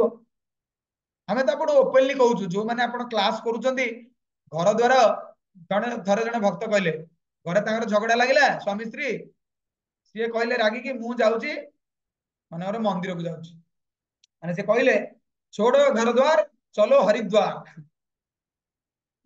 ତ ସେଇଭଳି ଆମେ ଚାହୁଁନୁ ଘରେ ଗଣ୍ଡଗୋଳ କରିକି ଆପଣ ମାନେ ଆସନ୍ତୁ, କିନ୍ତୁ ପରସ୍ପର ପରସ୍ପରକୁ ବୁଝେଇକି ଚାଲନ୍ତୁ 2 ଦିନ 3 ଦିନ ଆମେ ରହିବା, ଭଗବାନଙ୍କର ସେବା କରିବା, ଆଉ ନିଜେ କେମିତି ସେବା ହଉଛି ତାକୁ ଦେଖିକି ଆସିବା, ଘରଟାକୁ ମଧ୍ୟ ମନ୍ଦିର। ତ ଏଇଭଳି ଆପଣ ଡିସିସନ ନେଇ ଆମର ଭକ୍ତମାନଙ୍କ ସହିତ ଆପଣ ଯୋଗାଯୋଗ କରିପାରିବେ। ତ ତାହେଲେ ଆପଣ ଯାଇକି ଶିଖିପାରିବେ। ନହେଲେ ବୟସ ଗଡୁଛି, କୋଉ ଦିନ ପାଚିଲା ପତ୍ର ଗଛରୁ ପଡିଲା ଭଳିଆ ଆମ ଜୀବନରେ କୋଉ ଦିନ ପୂର୍ଣ୍ଣଚ୍ଛେଦ ପଡିଛି ଆମେ ଜାଣିନାହାନ୍ତି। ତ ସେଇଥିପାଇଁ କଣ କରିବାକୁ ପଡିବ, ଆମକୁ ଶୀଘ୍ର ଶୀଘ୍ର ଆମ ଭକ୍ତି ମାର୍ଗକୁ ଯିବାକୁ ପଡିବ। ତ ଏଇଟା ଆମକୁ ଯଥାଶୀଘ୍ର ଆମ ଜୀବନରେ ଆମେ କରିବାକୁ ପଡିବ। ତ ରାଜସିକ ଖାଦ୍ୟ ଅତି ଲୁଣିଆ, ଅତି କଡା, ଅତି ଉଷ୍ମ କିମ୍ବା ନାଲି ଲଙ୍କା ମିଶ୍ରିତ ଅଟେ। ତ ସେଇଥିପାଇଁ ଦେଖିବେ ବୈଷ୍ଣବ ମାନେ, ଉଦାହରଣ ଆମେ ପୁରୀରେ ଆମେ ଦେଖିପାରିବା, ପୁରୀରେ ଲଙ୍କା କୌଣସି ଅବଢା ପ୍ରସାଦରେ ପଡେ ନାହିଁ। ଆପଣ ମାନେ ଦେଖିଥିବେ, ସେମାନଙ୍କର ବେସର ହଉ, ଖେଚୁଡି ହଉ, ଡାଲି ହଉ, ଡାଲମା ହଉ, ମହୁର ହଉ, ଖଟା ହଉ, ଯେତେ ବି ଆପଣ ଦେଖିବେ କୌଣସିଥିରେ ଆପଣ ଦେଖିବେ ନାଲି ଲଙ୍କା ପଡି ନଥିବ। ଇଭିନ କଞ୍ଚା ଲଙ୍କା ବି ପଡୁନି।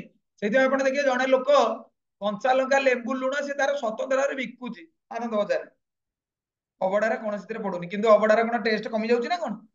କିନ୍ତୁ ଯୋଉ ରାଜସିକ ଲୋକ, ସେମାନେ କହିବେ ନା ନା ଲଙ୍କାଟେ ଦଳିବି, ନହେଲେ କଣ ଅବଢା ଖାଇହବ। ମାନେ ଅବଢାଠୁ ଅଧିକ ଗୁରୁତ୍ୱ ଦିଅନ୍ତି ସେମାନେ ଲଙ୍କା, ଲୁଣ, ଲେମ୍ବୁ। ମାନେ ଜଗନ୍ନାଥ ତ ଯଦି ହେଇଥାନ୍ତା, ତାହେଲେ ତ ସିଏ ତ କହିଥାନ୍ତେ ମତେ ଲଙ୍କା ଲୁଣ ଟିକେ ଦିଅ ବୋଲି। କିନ୍ତୁ ଗୋଟେ ପରମ୍ପରା ଗଢି ଆସିଛି, ହଁ ଠିକ ଅଛି, ଟିକେ ଜୀବଟା ଟିକେ ଅଲଣା ଅଲଣା ଲାଗୁଛି, ଖାଇଦବା ଚାଲ। କିନ୍ତୁ ଚିନ୍ତା କରନ୍ତୁ, ଆପଣ ଦେଖନ୍ତୁ ଜଗନ୍ନାଥ ମନ୍ଦିରକୁ ଯାଇକି ଦେଖନ୍ତୁ, ବୁଝିଲେ? तो ए सब जिनस कौन अति लुणिया अति कड़ा अति उष्म ए सब जिनस खाद्य खाइले कौन पेट निहाती गोलमाल आजिकल सब लोकंकर गैस्ट्रिक आ डायबिटीज कहीं एइथि अति राग सुखिला लंका गुंड ए सब नहले कहे आमे खाइबुनी तो पार्टी को जोटा भल एटा पेट को खराब मन रखिता तामसिक खाद्य साधारणतः सज खाद्य नुहे सब बासी खाद्य कृष्ण प्रसाद व्यतीत अन्य समस्त खाद्य जहाँ भोजन 3 घंटा पूर्व प्रस्तुत होता है ताहा बासी हो जाए ताहा तामसिक खाद्य अटे सेगुड़ बासी हो जाइतिबा हेतु सेगुड़ दुर्गंध बाहर थाए से खाद्य को साधारणतः तमगुणी लोक भल पाती जो माने अलसुआ मदुआ यही सब लोक किसमर लोक से यही सब जिन खाती किंतु सतगुण विशिष्ट व्यक्ति घृणा करती ना आमिष देखला माने से जीवे ना से जगह को ही माड़बेनि उच्छिष्ट सेवन करा जाय पारे किंतु कहार उच्छिष्ट सेवन करिवो जाहाको परम पुरुष भगवान सेवन करिथांती अर्थात महाप्रसाद अन्य कथार जगन्नाथ को उच्छिष्ट किबा भगवान भोग लगे सारा पर कोन से साधुता को जदि ग्रहण करथांती विशिष्ट गुरुंकर उच्छिष्ट सेवन करा जाय पारे उदाहरण अछि किए उच्छिष्ट सेवन करी भक्त होइतिले किए नारद तले नारद पूर्व जन्मर कथा कहउचंदी मो मां थिला कोन दासी आम घर को आसुतिले को माने वैष्णव माने मुनि ऋषि माने आसुतिले से माने तेला खाइकी तांको उच्छिष्ट रखि दउतिले मु सेमानकु माने तांको अनुमति मागुथिली हे आचार्य हे गुरुदेव आपनको उच्छिष्ट मु सेवन करि पारे कि जेतेबेले से माने अनुमति दउतिले मु ता उच्छिष्ट पाइथिली सेतेबेले कोन हेची मो जीवन रे परिवर्तन आसीची साधु कृपा कले जाइकी तांको उच्छिष्ट देबे नहले आपण देखिए मठ मंदिर को जिबे आपण जने वैष्णव को जदि उच्छिष्ट मागे से देबेनी बुझिले ना नहीं तो जेतेबेले उच्छिष्ट जने वैष्णव दउचंती बा आपनकर भाग्य रे से उच्छिष्ट मिली जाउची जानि आपण बहुत भाग्यवान एतद व्यतीत अन्य उच्छिष्ट सेवन करबा उचित नुहे अन्य उच्छिष्ट तामसिक खाद्य रूपे विवेचित हुए ता सेवन कले कोन हुए संक्रामक रोग माने संक्रामक रोग आमे पूर्ववर्ती क्लास रे कहउतिले ना जने बेस्या जो पंडितर घर को डाकितिला ताको कहउतिला खाइया को दबो बोली विषय रो अन्न खाइले मलिन होए मन तो जने विषय लोकर जदि आपण खाद्य खाइबे ताले कोन होबा आपनकर ता गुण गुडा सब आपनक भितरु सब आसीबो तो तांकर जदि उच्छिष्ट खाइबे तांकर सहित बसा उडा कले तो यही सब गुण गुडा आपण भितरु आसीबो संक्रामक रोग बोली सेति कुआ होइछि मनकर जने निजे मद मांस एसब जिन खाऊनी कि मदुआ जो बसुंट से बसुची सिगरेट टाणी जगह जाकि बसुची सहित कथबार्ता आलोचन भाग नौ तार भी किसी गुण सी निश्चय संक्रमण कर साधु सहित चोरटा मिसला बोली सी कौन है साधु हो गला तो से भाई आम जदि चोर मान सहित मिसबा चोर मान गुण आम भर आस शास्त्र बारंबार कहूँ साधु संग सर्वशास्त्र कहे लबे मात्र साधु संग सर्वसिद्धि हए आम बारंबार आपको कहूँ साधु संग करंतु कहीं साधु आपन कहे सत कथा सदा साधु कहे साधु कहबनी कि घरे सदा था पूरा आराम रे रुहतु ना घरे रहिले केबे आराम रे रही परिबे नाही आपण को अंतत पक्षे 15 दिन मासरे थरे लगे निश्चय साधु संग करिए को पड़िबो ताले देखिबे आपण जो माने जने लोक माने प्रबल दौड़ी रे बांधी दे निश्वास नबाक बल ना अणनिश्वास कि मरिबा मरिबा कंडीशन है बुझिले ना नहीं तो सेटा कौन आमर कंडीशन से भाया भव बंधन एमती पड़ जाइए आमको घर संसार व्यतीत आ किसी देखा ही जाऊनी तो सेटा लास्ट स्टेज किंतु जितेबाला मनकर दौड़ीटा कोहल हो आराम से धीरे धीरे धीरे धीरे निश्वास नहीं पारे ताहले हो ठीक अच्छे दौड़ी बंधा होता पछे निश्वास नहीं हो तो सेटा कौन माने जो कोहल हो गला भव बंधन कमिज धीरे धीरे ताले घरे रहीकि भी धीरे धीरे धीरे धीरे भजन टिके टिके टिके टिके आमे करि पारिबा किंतु जेतेबेले संपूर्ण भाव में आमे बंधन मुक्त हो जिबा ताहले कोन हबो आउ आउ बंधन रे पड़िबो तो गृहस्थ भक्त कोन 25 वर्ष रु 50 वर्ष पर्यंत गृहस्थ लोक घरे रहिबे 50 वर्ष हो सारा पर वानप्रस्थ जिबे 75 वर्ष पर सन्यास जिबे ही जिबे नहले हबो नाही नहले बंधन रे पड़िले कोन हबो तो घर द्वार संसार बंधन पड़े एक तो किसी टंकाटे नहीं कि जीवानी आम जो बंधन पड़े कौन हम से घरे पिंपुड़ी जंदा झिटिपिटी साप एंडुओ असरपा कुकुर बिलेई यही सब होगी जन्म है एटा मु कहूनी भगवान कहउछन सर्वोत्तम खाद्य है परम पुरुष भगवान को अर्पित होता खाद्य। एटा अंडरलाइन करके लिखिए, भगवान को भोग लगे खाद्य हूँ सर्वोत्तम। भगवती तार परम पुरुष भगवान कहते जे अटा शाक सब्जी दुग्धरे तैयारी खाद्य पदार्थ जदि भक्ति सहकारे बुझिले ना, कारण भगवान गरीब नुहंती, कोटी कोटी लक्ष्मी ताकू सेवा करुचंती। दुर्योधन 56 भोग करथिला, भगवान डाकिला किंतु भगवान गलेनी, बुझिले ना, किंतु विदुर शाग भजा खाई भगवान कृतार्थ हो जाइतिले। कदली चोपा खाई विदुर स्त्री देले भगवान खुशी होइतिले, कृपा करथिले। तो से भगवती तार नवम अध्याय 26 नंबर श्लोक भगवान कहते पत्रं पुष्पं फलं तोयं जो मां भक्ता प्रयच्छति। अवश्य परम पुरुष भगवान प्रधानतः प्रेम और भक्ति ग्रहण करते। अवश्य एक कहुए जे एक निर्दिष्ट पद्धति प्रसाद प्रस्तुत करा उचित। एठी जो निर्दिष्ट पद्धति कथा वर्णना कराई अंडरलाइन करेंगे, निर्दिष्ट पद्धति केमिति आपण रोषेई करेंगे, केमिति भोग लगे, एटा साधु संघरे आपण करेंगे। आइदर आपण आश्रम को आसिक रहिबे किंबा भक्त मान को 2 दिन 3 दिन आपण घर को डाकिबे, घरे सत्संग प्रोग्राम कले ताहले भक्त माने आपण रोषेई घर को परिवर्तन करि पारिबे। आपण माने खरा दिन आसिलानी, घरे यथाशीघ्र सत्संग प्रोग्राम करिवार दिनिकिया हो 3 दिनिया हो 2 दिनिया हो ए सब सत्संग प्रोग्राम करिया पे आपण सब डेट बुकिंग कर दियंतु, बुझिले ना नहीं। तो आपण वैकुंठ नाय प्रभु तांको सहित जोगाजोग करंतु, बा जे जो भक्त मान सहित जोगाजोग सब करछन एटा सब जोगाजोग करंतु। जेमिति हमर जने भक्त ए क्लास रे बसंती, सीए तांको घर को वैष्णव मान डाकिचंती आसंता फेब्रुआरी 9 तारिख रे। तो आपण मानक समस्त को एठी निमंत्रण दिया हला, तो आपण माने समस्त जिबे तांको घरे केमिति प्रोग्राम होची देखिए। पुरी रे से भक्त निमापड़ा, तो आपण माने जाई परिबे देखि परिबे, समस्त पई सुजोग। किए कहि परिबोनी पुरी को आमे जाई परिबोनी, आज्ञा 3 दिन लागियो पुरी गले। वर्तमान नवीन पट्टनायक पुरी जिया पई कोन से बस बस कर दैचंती, जगन्नाथ एक्सप्रेस, जोटी आपण बसिबे जाई परिबे, ह ना नहीं। ट्रेन रे जाई परिबे, बस रे जाई परिबे, सब सुविधा कराई, बुझिले। तो आपण माने आसी परिबे।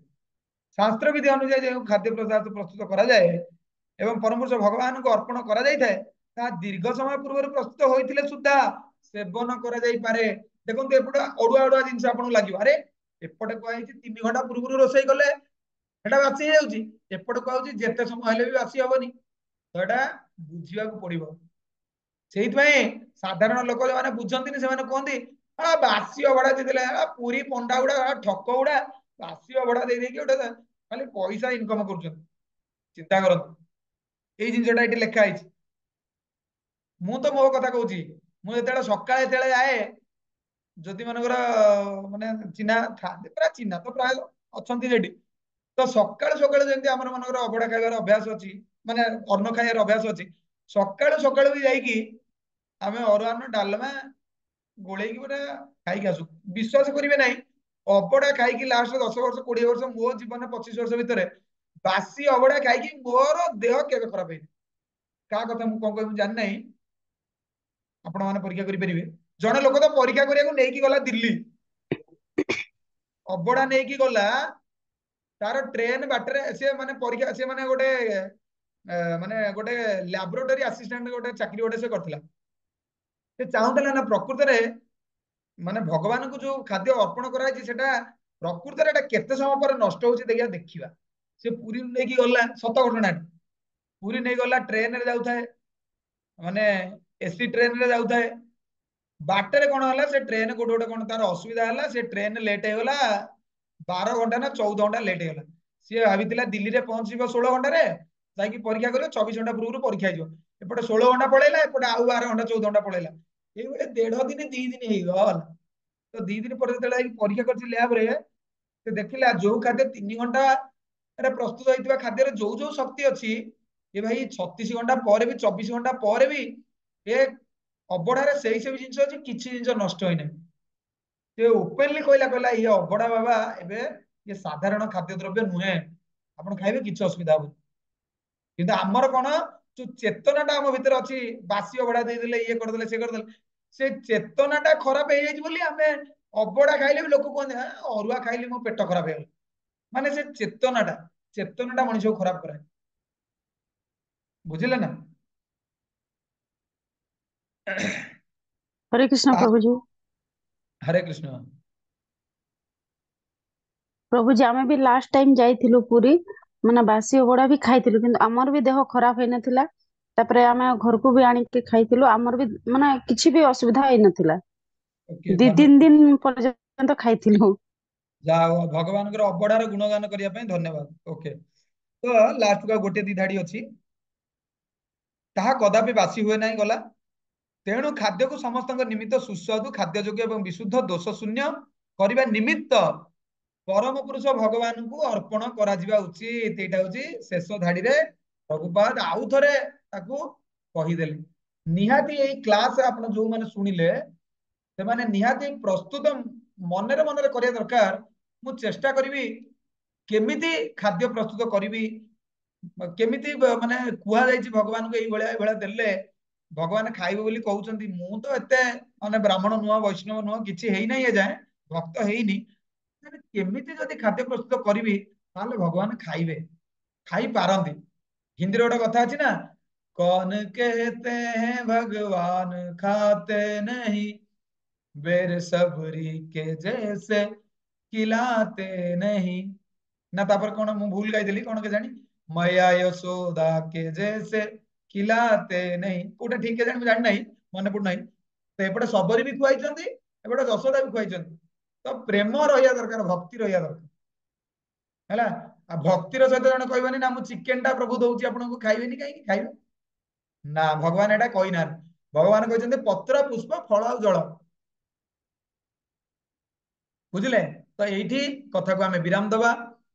जदि आपनकर किसी प्रश्न थाए तो आपण माने प्रश्न पचारि परिबे।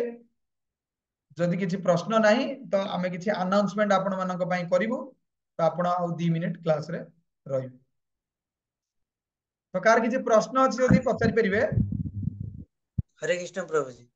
हरे कृष्ण। प्रभु समस्ते कहउछन्ते आम शरीरटा आमिष बोली, सेटा आमिष कि नै आमे जानि। शरीरटा आमिष शरीरटा माने कोन मु बुझी पाने, तार की प्रकार से जे कहिले तुमे तांको पचारलेनी शरीरटा केमिति आमिष।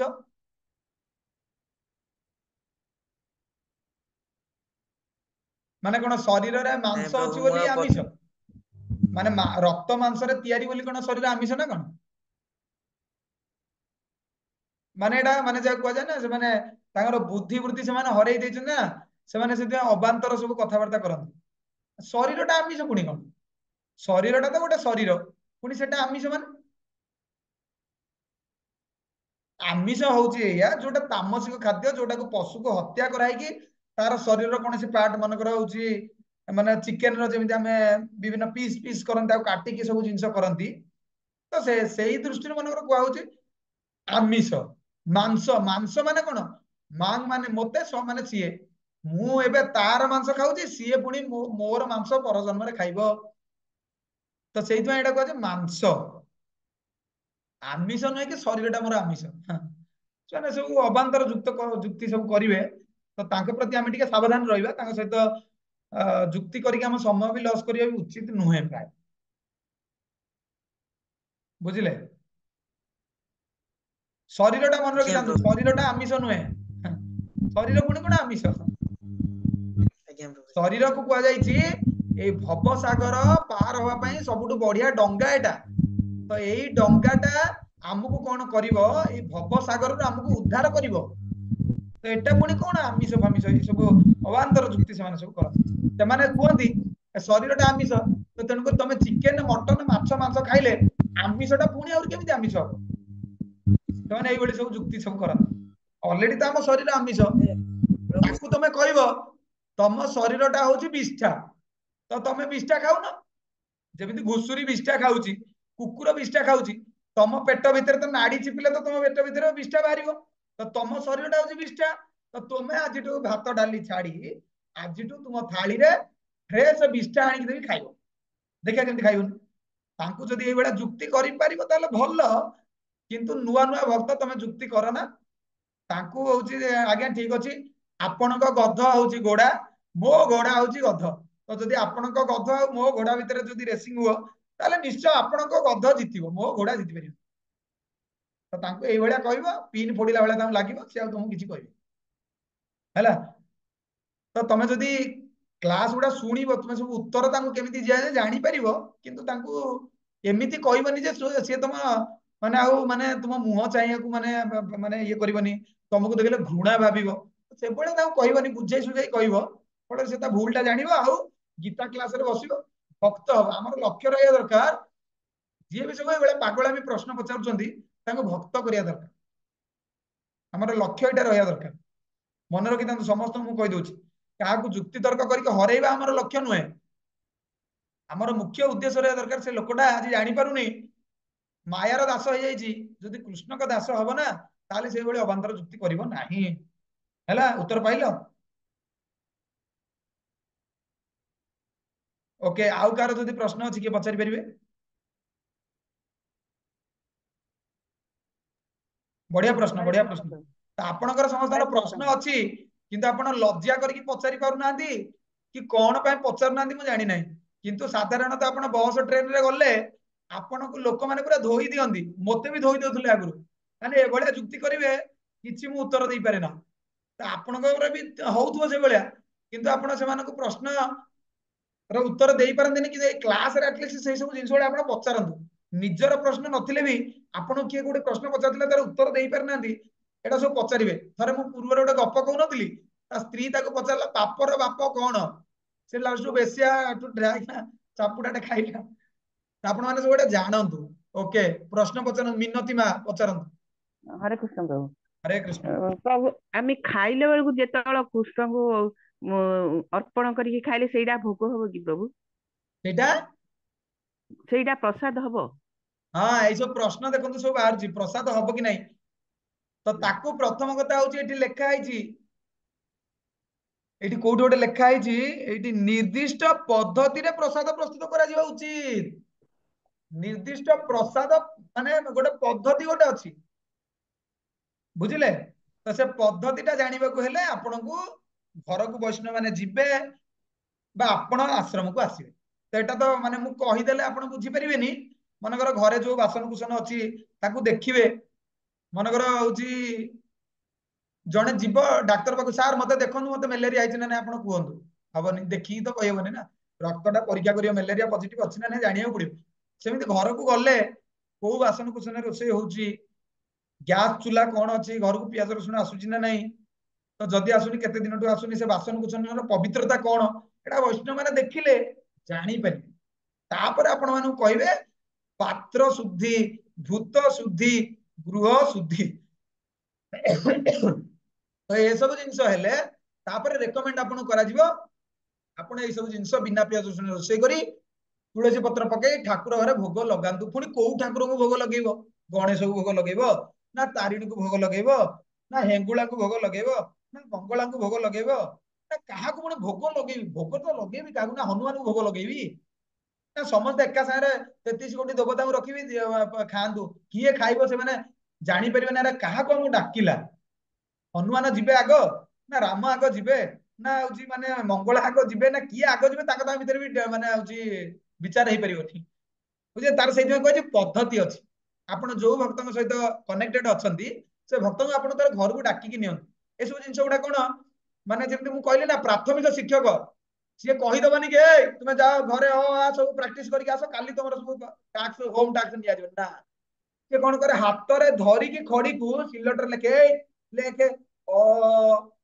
आ एबडा लेखे ही दिए तो सेति पई आपण कौन करिया पड़िबो वैष्णव माननकु बा जो गुरुदेव अछन घर को डाकिया पड़िबा निजे आसे पड़े नहले हबोनी आमे को घर को जाके हम गुरुदेव हमकु सिखैचंदी बोली आमे आज टाण करी आपण कहू आम घरे 2013-14 मसीहा 15 मसीह आम घरे कौन होता आम घर को आम गुरुदेव जाइए सेठी वैकुंठ प्रभु आउर सब भक्त मैंने जाइए सी आमको हाथ धरी शिखई एमती करनी आम शिखिलु आम धीरे धीरे धीरे धीरे आम एटा गाँव में कलु अलग लोक मैंने देखिए कले आम आपको से जिनसा कहू बुझे धीरे धीरे धीरे धीरे हम नहीं प्रभु आमे तो भोग लगौनु ना आमे पिलार शिखिचु खाइला बेलକୁ प्रभु को अर्पण करी सेटा कोन टिके माने हुआ जाय जेमती एटिए पाप छडै देवा कथा आ प्रभु आपण देखुतांतु मु खाइली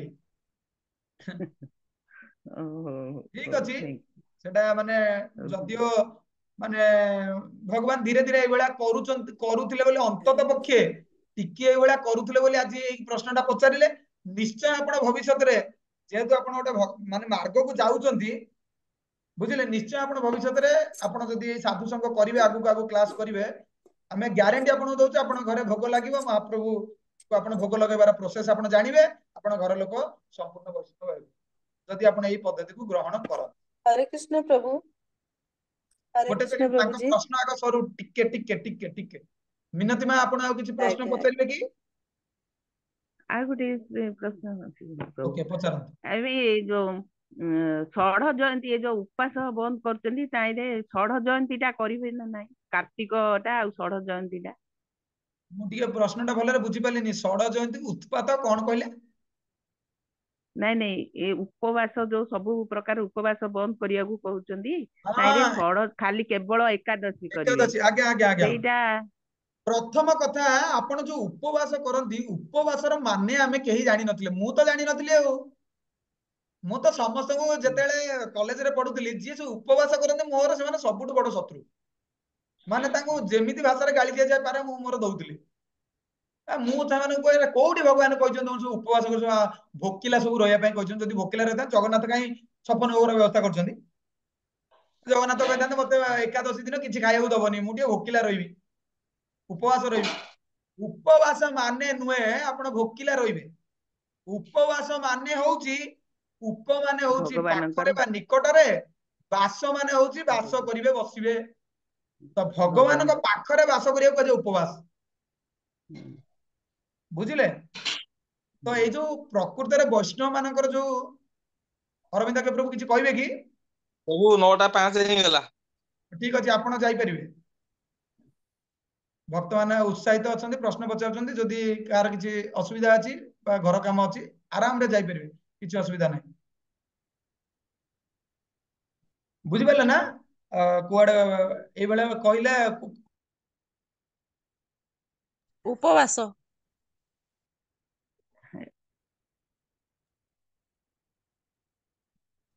हाँ उपवास तो जो उपवास आमे करंती उपवासर मेन लक्ष्य होला जो हमर मन जो अछि आ मनर जो 6टा अछंती तार सन्य सामत अछंती जो काम क्रोध ए सब जिंस अछंती आ 5टा इंद्रिय अछंती ए इंद्रिय मानन को कंट्रोल करिवा पय आमे उपवास करंती बुझिले ना पेट चाहुतबो खाद्य किंतु पेट को दिया हबनी तो एटा कोन कहजे जानी सुनी कि जने जदी कष्ट करे ताहले सेही कष्टटा स्वीकार कले तार जो इंद्रिय माने आज एत शक्तिशाली हेचंती जेमती सापर विष दांत न भांगिले से साप को आयत करि परिबनी केळा तो सेमिति आमे जदी उपवास करंती भगवानकर खुशी पई ताहले कोन हबो सेही उपवास रे भगवान खुशी हेबे आउ हमर मन को कंट्रोल करिवा पई हमर इंद्रिय को कंट्रोल करिवा पई हमकु बळ मिलिबो माने विश्वास करियनि मोर अभिज्ञतार जिंस म आपन कहूची मु आगुरु 5 मिनिट 10 मिनिट भी डेरी हेले मोर किछि ना किछि गोटे असुविधा जाय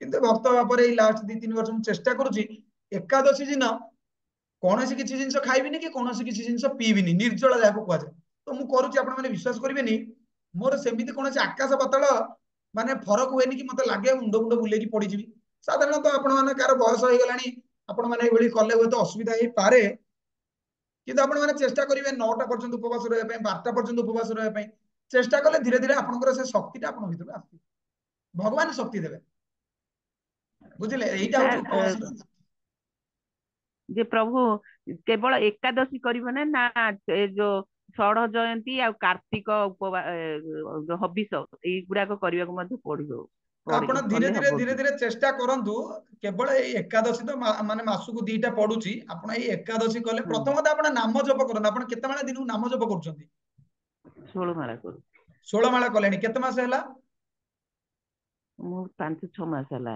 हां धीरे धीरे 5-6 मास करिसंती ताको आ टिके देखिबे वर्ष पर्यंत नियंतु भगवान को प्रार्थना करंतु भक्तों के सहित उचित संपर्क रखंतु देखिबे आपनर ऑटोमेटिक धीरे धीरे धीरे धीरे आपनकर लक्ष्य स्थल पाखु आपण जिबे आपण जानि परिबे जो देवा देवींकर पूजा हो उपवास हो ए सब जिंस नकले हमर जो डर थाए कि कोन से मानको माने रागी जिवे हम ऊपर क्रोध प्रकाश करिवे कोन करिवे ताहाले किछि आ असुविधा हबो बुझिले किछि असुविधा कारण भगवान भी कहउचंती माने सब व्रत भितरे सबटु श्रेष्ठ व्रत हैला एकादशी व्रत एकादशी व्रत करूची नियम मानिकी ताहाले आउ जे कोनोसी व्रत नकले भी चलिबो ହେଲା धीरे धीरे आपण जानि परिबे। धन्यवाद। ओके बहुत भलो प्रश्न। आउ किए प्रश्न पचारिबे कि? हाँ अनुपमा मा पचारथिले। हरे कृष्ण प्रभु जी।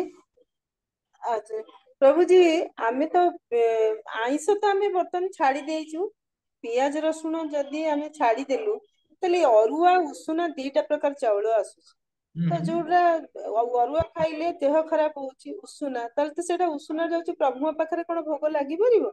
हाँ ये तो गोटे प्रश्न आपण पचारले। प्रथम कथा हमर शरीरटा जो मानकर हमर अछि माने ताको हमें मन अनुसार बर्तन हमर शरीर चलीची बुझिले। तो प्राथमिक आमे या आपण को कहबू जे पर्यंत मनटा हमर परिवर्तन न होइची संपूर्ण भाव रे हमें अरुआ उषुना रे हमें देखुचे वर्तमान। तो जो अरुआटा हम मानकर खाइबा माने जदि भगवान को सेटा भोग लगे खाइबा आमे जो कहउतले ना बासी जिंस हो जाइची किंतु विश्वास रो सहित खाइले सेटा किछि होएनी। तो सेमिति आपण जदि अभ्यास करि पारुचंती पूरा दृढ़ विश्वास रो सहित ना मु अरुआ खाइले मोर किछि होबनी, एटा तो अरुआ नुहे एटा तो भोग, एटा तो प्रसाद बुझिले। तो एई भलिया जदि आपण करि परिबे ताहाले सेटा बेस्ट। किंतु जदि सेई भली आपणकर मनकर होउनी तथा पेट पेट खराब होउची ताहाले गुरु होंतु बा जी आपणकर मनकर माने जी आपण भक्ति मार्ग को आनिचंती फैसिलिटेटर होंतु बा काउंसलर होंतु तांको सहित जोगाजोग करंतु। जी मनकर घरे अरुआ खाई पारुची ताले अरुआटा को भोग लगेकी से लोक को देई दियंतु, सेथुरु किछि जिंस आपण उष्णा भातर लगेई पारिबे। किंबा जदि घरे आपण रहउचंती ओपन फोरम रे तो आपण उष्णा मध्ये देई पारिबे। जदि मनकर मु जणिए लोक अछि आ मु खाइले माने सतरे मोर पेट कोन होउची मु किछि जिंस करि पारुनी, भगवान सेवा करि पारुनी, माने सतरे मोर झाड़ा होउची, मो शरीरटा एमिति हेई जाईची अभ्यास रे परिणत हेई जाईची मो अरुआ खाइले मो जम्मा देहरे जाउनी, ताहले गुरु को प्रार्थना करी गुरु सहित कथा हेई बा आपणकर एई जो जिंसटा मनकर असुविधाटा होउची एटा गुरु को जणे कि गुरु कोठू आपण गोटे उत्तर पाई सारला परे आपण माने जानिबे। मु आपण गोटे खाली समाधान देली किंतु आपणकर जे मनकर काउंसलर जे आपण भक्ति मार्ग को आनिले बाटा बतै देले आपण आगे। हां मु आपण गोटे बातटा बतैली किंतु मु जा कहली से अनुसार आपण न करी आपण कोन करिवे एटार उचित उत्तर आपण गुरुदेव को पचारिबे बुझिले। जे हमर मन आमे जते भी मनकर एठी बच्चे हमर मनकर बैकुंठ नायक प्रभु हेले मनकर हमर शिक्षा गुरु, तो आमे मते डायरेक्ट तांको पचारि न पारंती। तो आमे हमकु जे भक्ति मार्ग को आनिची आपण को जे भक्ति मार्ग को आनिची तो आमे ताको प्रथमे पचारि परियो सी एई जिंसटा शिक्षा गुरु सहित आलोचना करिवे, तापर शिक्षा गुरु जहां हमकु उत्तर देले आम माध्यम रे आमे आपण को जणै हैला। ठीक अछि आज्ञा प्रभु। धन्यवाद धन्यवाद। हरे कृष्ण। आउ कार किछि प्रश्न अछि कि?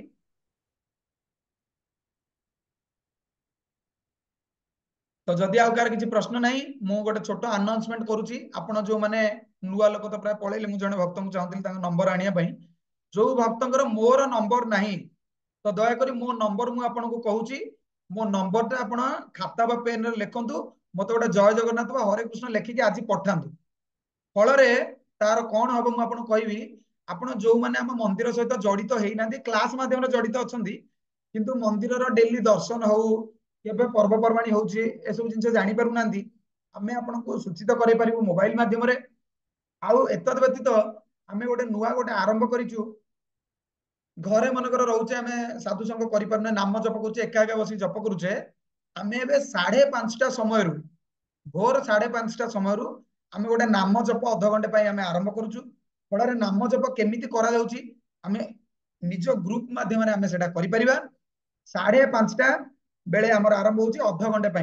तापर जो माने पुराना भक्त एठी हमर पुराना भक्त प्राय सब गलेनी हेरी से माने सेवा थिबो, से माने जो माने दीक्षा नै सारिचंदी ये 5 वर्ष के 10 वर्ष दीक्षा नै सारिचंदी से माने हमर परम पूज्य गुरुदेव लोकनाथ स्वामी महाराजंकर सहित से माने जप करूचंदी।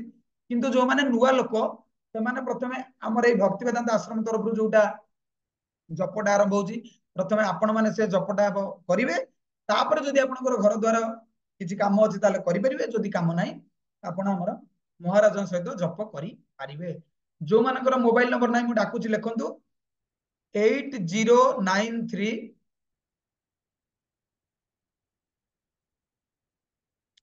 681 781 आउ थरे मु कहूची 8093 681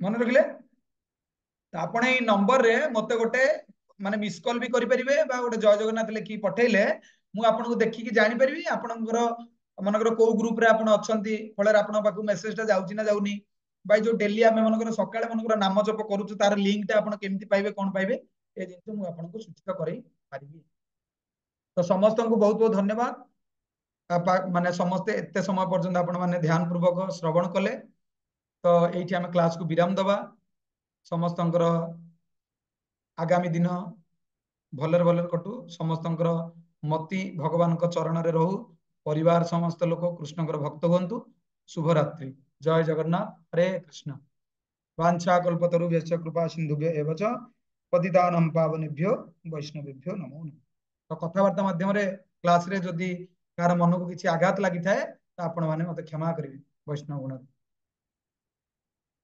हरे कृष्ण।